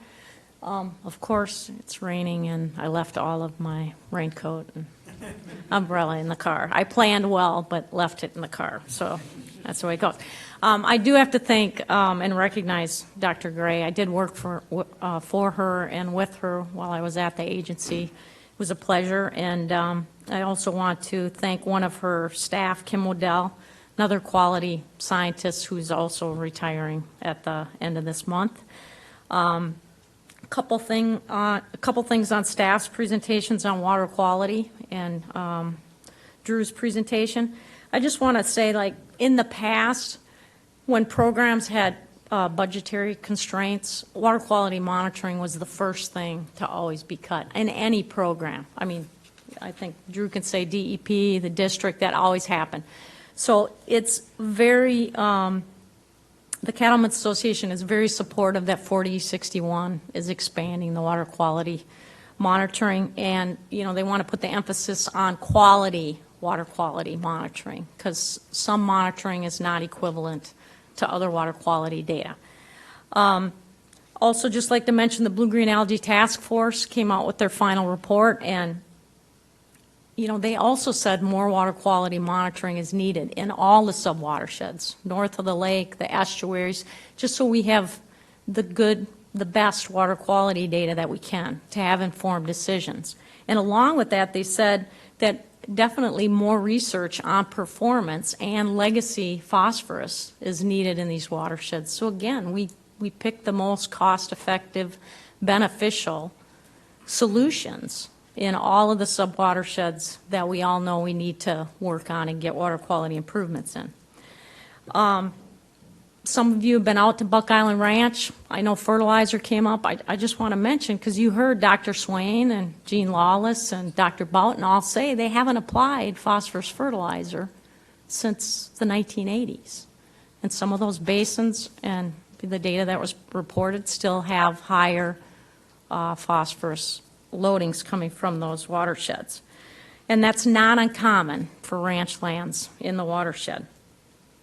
So in closing, I'll just say the Cattlemen's Association is looking forward to continuing with 4061 and that process, and looks forward to getting a copy of the draft rule when it's available, and that they are engaged and want to be a part of the science-based solutions that are brought forward. Thank you very much. Happy holidays. Mark Perry, followed by Drew Martin.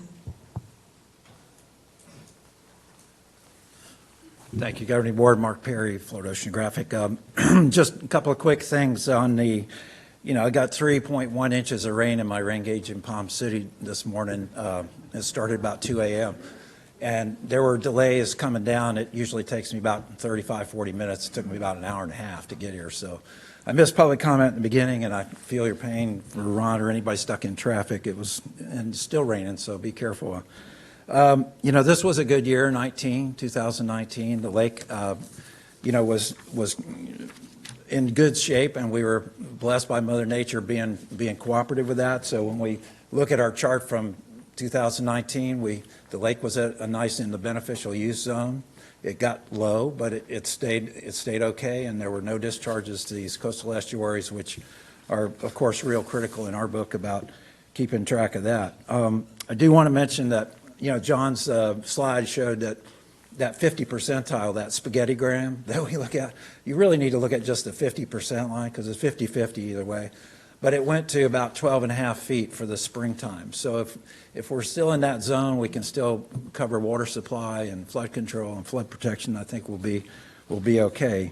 Looking forward to looking at how much water went south from the lake this water year starting in May 1st, and 325,000 acre feet, about 265,000 acre feet of that was for irrigation. So recall that.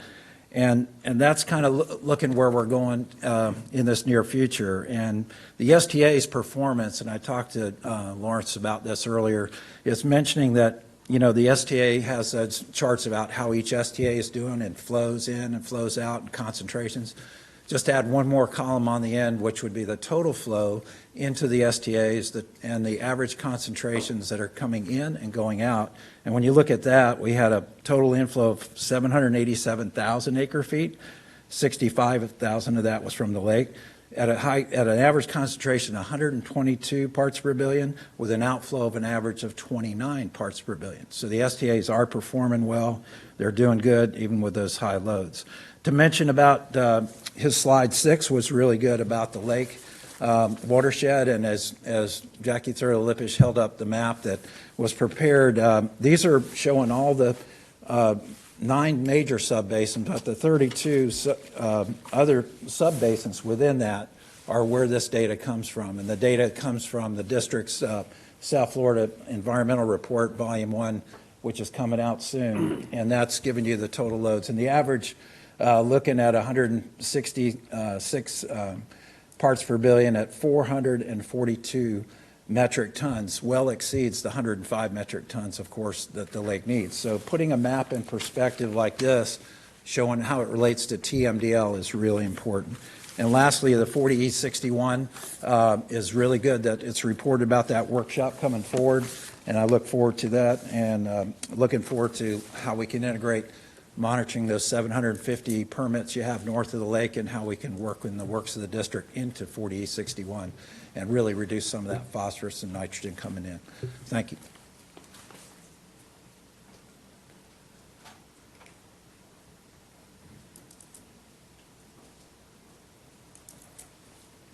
Drew Martin on behalf of the Lox Edge Group of the Sierra Club, and I want to also say that how much I appreciate Dr. Gray's work, and we will miss her. Hopefully she'll stay in the area. I want to talk about a couple of issues. One is on the consumptive uses, and I look forward to your meeting in January at Port St. Lucie. But I was teaching a class, adult class, on the environment and talking about water. And in parts of Africa, women get up at 3 in the morning and they walk to a stream to get water, and they carry back 5 gallons. And if you ever have a chance, if you have a good back, don't try this. If you don't, but try carrying 5 gallons of water. And it was in National Geographic, and that an American journalist was with her, and she said, well, I'll carry a container of water too. And she wasn't able to do it, so the 8-year-old girl with him carried the water for her. Now, for these women, they do get a break. Once in their life for 2 weeks, they don't have to do this. If anybody can guess when that is, that's after they have a baby. So they get 2 weeks off after childbearing, not when they don't have to carry water. And you'll be a feminist after you read this story because men aren't allowed to do it. It's not considered manly to do that. So, you know, I'd say a pretty unfair situation. But when people come to you and complain, oh, I don't have enough water, you know, you can think about that story.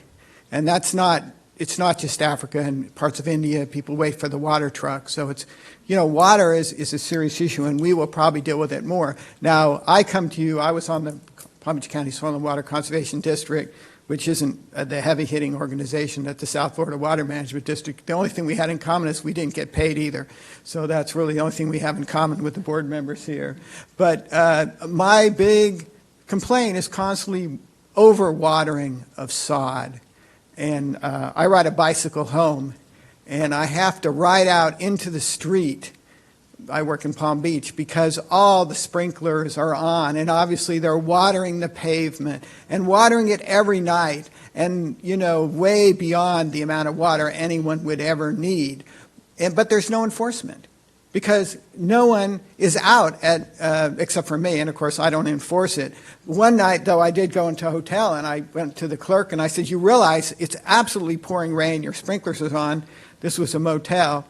And he said, well, you know, the manager isn't here. I said, I know, but can you convey to him that you're wasting huge amounts of water? This is also a water quality issue because when you're pouring water down the drain, which is in Palm Beach, that's potable water, it's increasing the amount of stormwater runoff.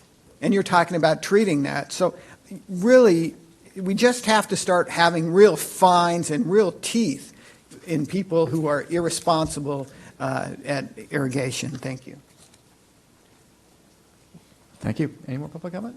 Great. We'll finish up with board comment. We'll start with Mr. Bergeron. Well, I think the Python Super Bowl was a great press conference. And as Drew pointed out, the Python is destroying all the natural food chain, and without a natural food chain, you can't have a healthy environment. So that's good. I look forward to working with staff on any obstacles so we get the natural sheet flow of the River of Grass to Florida Bay. I think very critical. I want to thank the governor for giving us all the opportunities that we're confronted with here. His leadership is just totally outstanding. And I want to thank our staff. I think we got the best staff in the world. Don't let that go to your head, but you know, seriously, you know, you take pride in yourself, and you take pride in making a difference for 8.7 million people. And I want to thank all our stakeholders every time they come here, because in my viewpoint, it's all about we, all of us. That's what it's going to take into the future. And your opinions are very, very important to any decision I would make. So, and I want to wish everybody a Merry Christmas, and I hope you've been good boys and girls so Santa Claus treats you good. And a Happy New Year into the future with all these opportunities, with good health and happiness and success and friendship and a lot of love. And I look forward to 2020 as we continue to go forward in protecting 9 million people's water supply, flood protection, and the beautiful Everglades, one of the natural wonders of the world. Thank you. And I want to apologize for being late. Not your fault. Yeah, I know. Stanley. I would just say that the past year, or I guess 9 months, has been a huge treat to be part of this organization. And I think from my perspective, as somebody who is very cynical about any government agency, I am so glad to say that everybody here has proven me wrong or given me a different perspective. And as you've heard, I think we have the most talented staff who is committed to their job, loves coming to work, and is good at what they do, and does not need micromanagement from us, just setting direction and when appropriate, which is almost all the time, commending that effort. So Merry Christmas to everybody. Happy holidays. Ms. Meads. I hope God blesses you all, your family, your health. You have a wonderful holiday. I can't wait to see you in January. And happy birthday. I brought you guys a small Christmas gift, but for the two of you, it's actually just a birthday gift. Mr. Olipich. I have less time than the rest of them because I used it all up in the beginning today. I just want to say to my fellow, I always want to say commissioners, but my fellow governing board members, how wonderful it is to be together with you up here, making a difference, doing the best we can for the future. And Chauncey has been the best choice of anyone who could lead this organization the first year as our chair, being a complete gentleman and an excellent chair. And I would ask us all to give him a round of applause.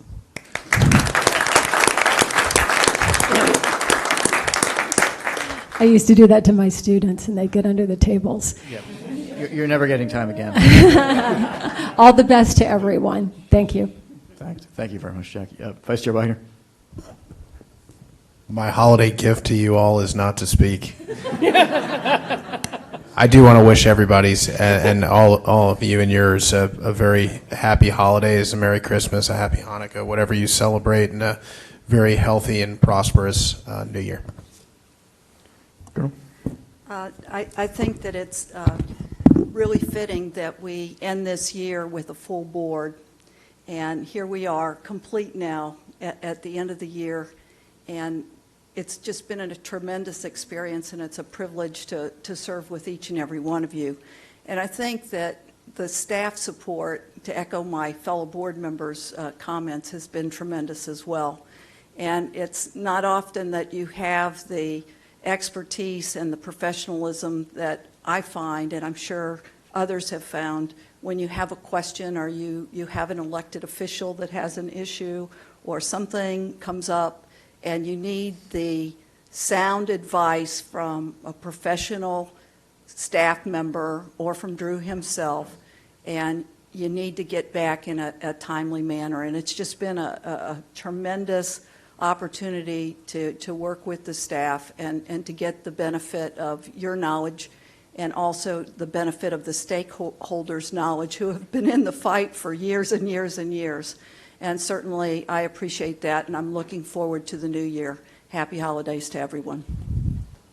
Mr. Martinez. Thank you to staff.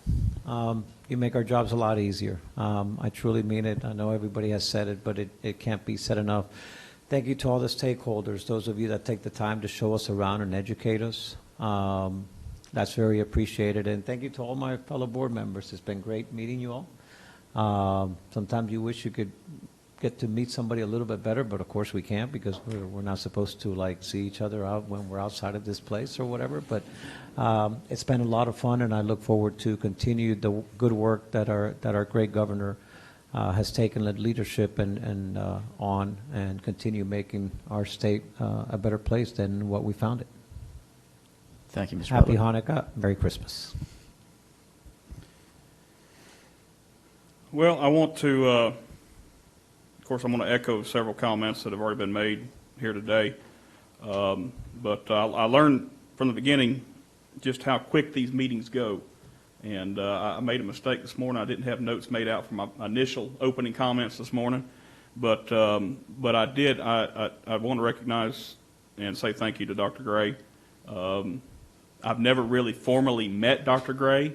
I have seen her at meetings through the years. in my involvement with the district, and I've had a lot of friends who have a lot of respect for Dr. Gray, and they have told me a lot about her as I was looking at coming onto the board.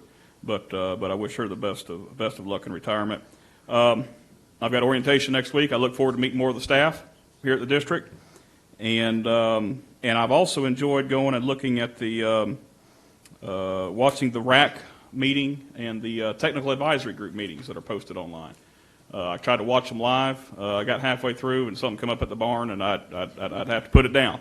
And I just hadn't come back to it. Maybe I'll find time here over the holiday season to. No, I won't find time.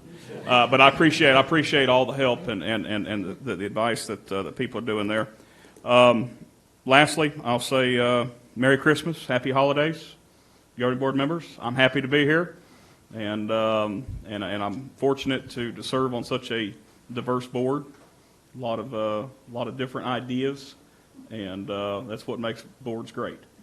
Staff, I appreciate all the help, and I really appreciate that. But one thing that I'll ask that everybody keep in mind here as we go through the holiday season, Christmas season, remember there is some staff and there are people who continue to work on the holidays, and I would imagine that we've got staff here that is monitoring our water systems on Christmas Day that are coming into work.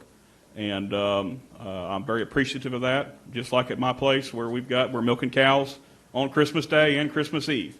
So I'm appreciative of all those people that help make the world go round by working on the holidays. So keep them in mind as we celebrate. Thanks very much, Ben. We're glad you're on board. I guess I want to finish up this year by saying, again, thank you to all the staff, and probably something I haven't done, which is say thank you very much, Governor DeSantis, for giving me the opportunity, and thank you, Governor DeSantis, for appointing my fellow board members, because it's been an absolute joy working with you all. And you made a great decision. We've got a great governing board. 2020 is going to be a wonderful year. I'm really looking forward to it. Our next meeting is in January, last day of January. Actually, it's technically in February. So don't come mid-January. We won't be here. And I think that's pretty much it. We're going to adjourn. And, Chauncey, I'm sorry, yes, I Charlie? meant one last thing. I always have to say, I know, Scott, I'm never going to live this one down. No, we can never, ever thank enough the men and women that wear their uniform, fellow board member Charlotte, Colonel Polk. Thank you all for what you do and provide us the freedom that we live in. Well said, Charlie. And I wish everyone happy holidays, happy New Year, and we'll see you in January.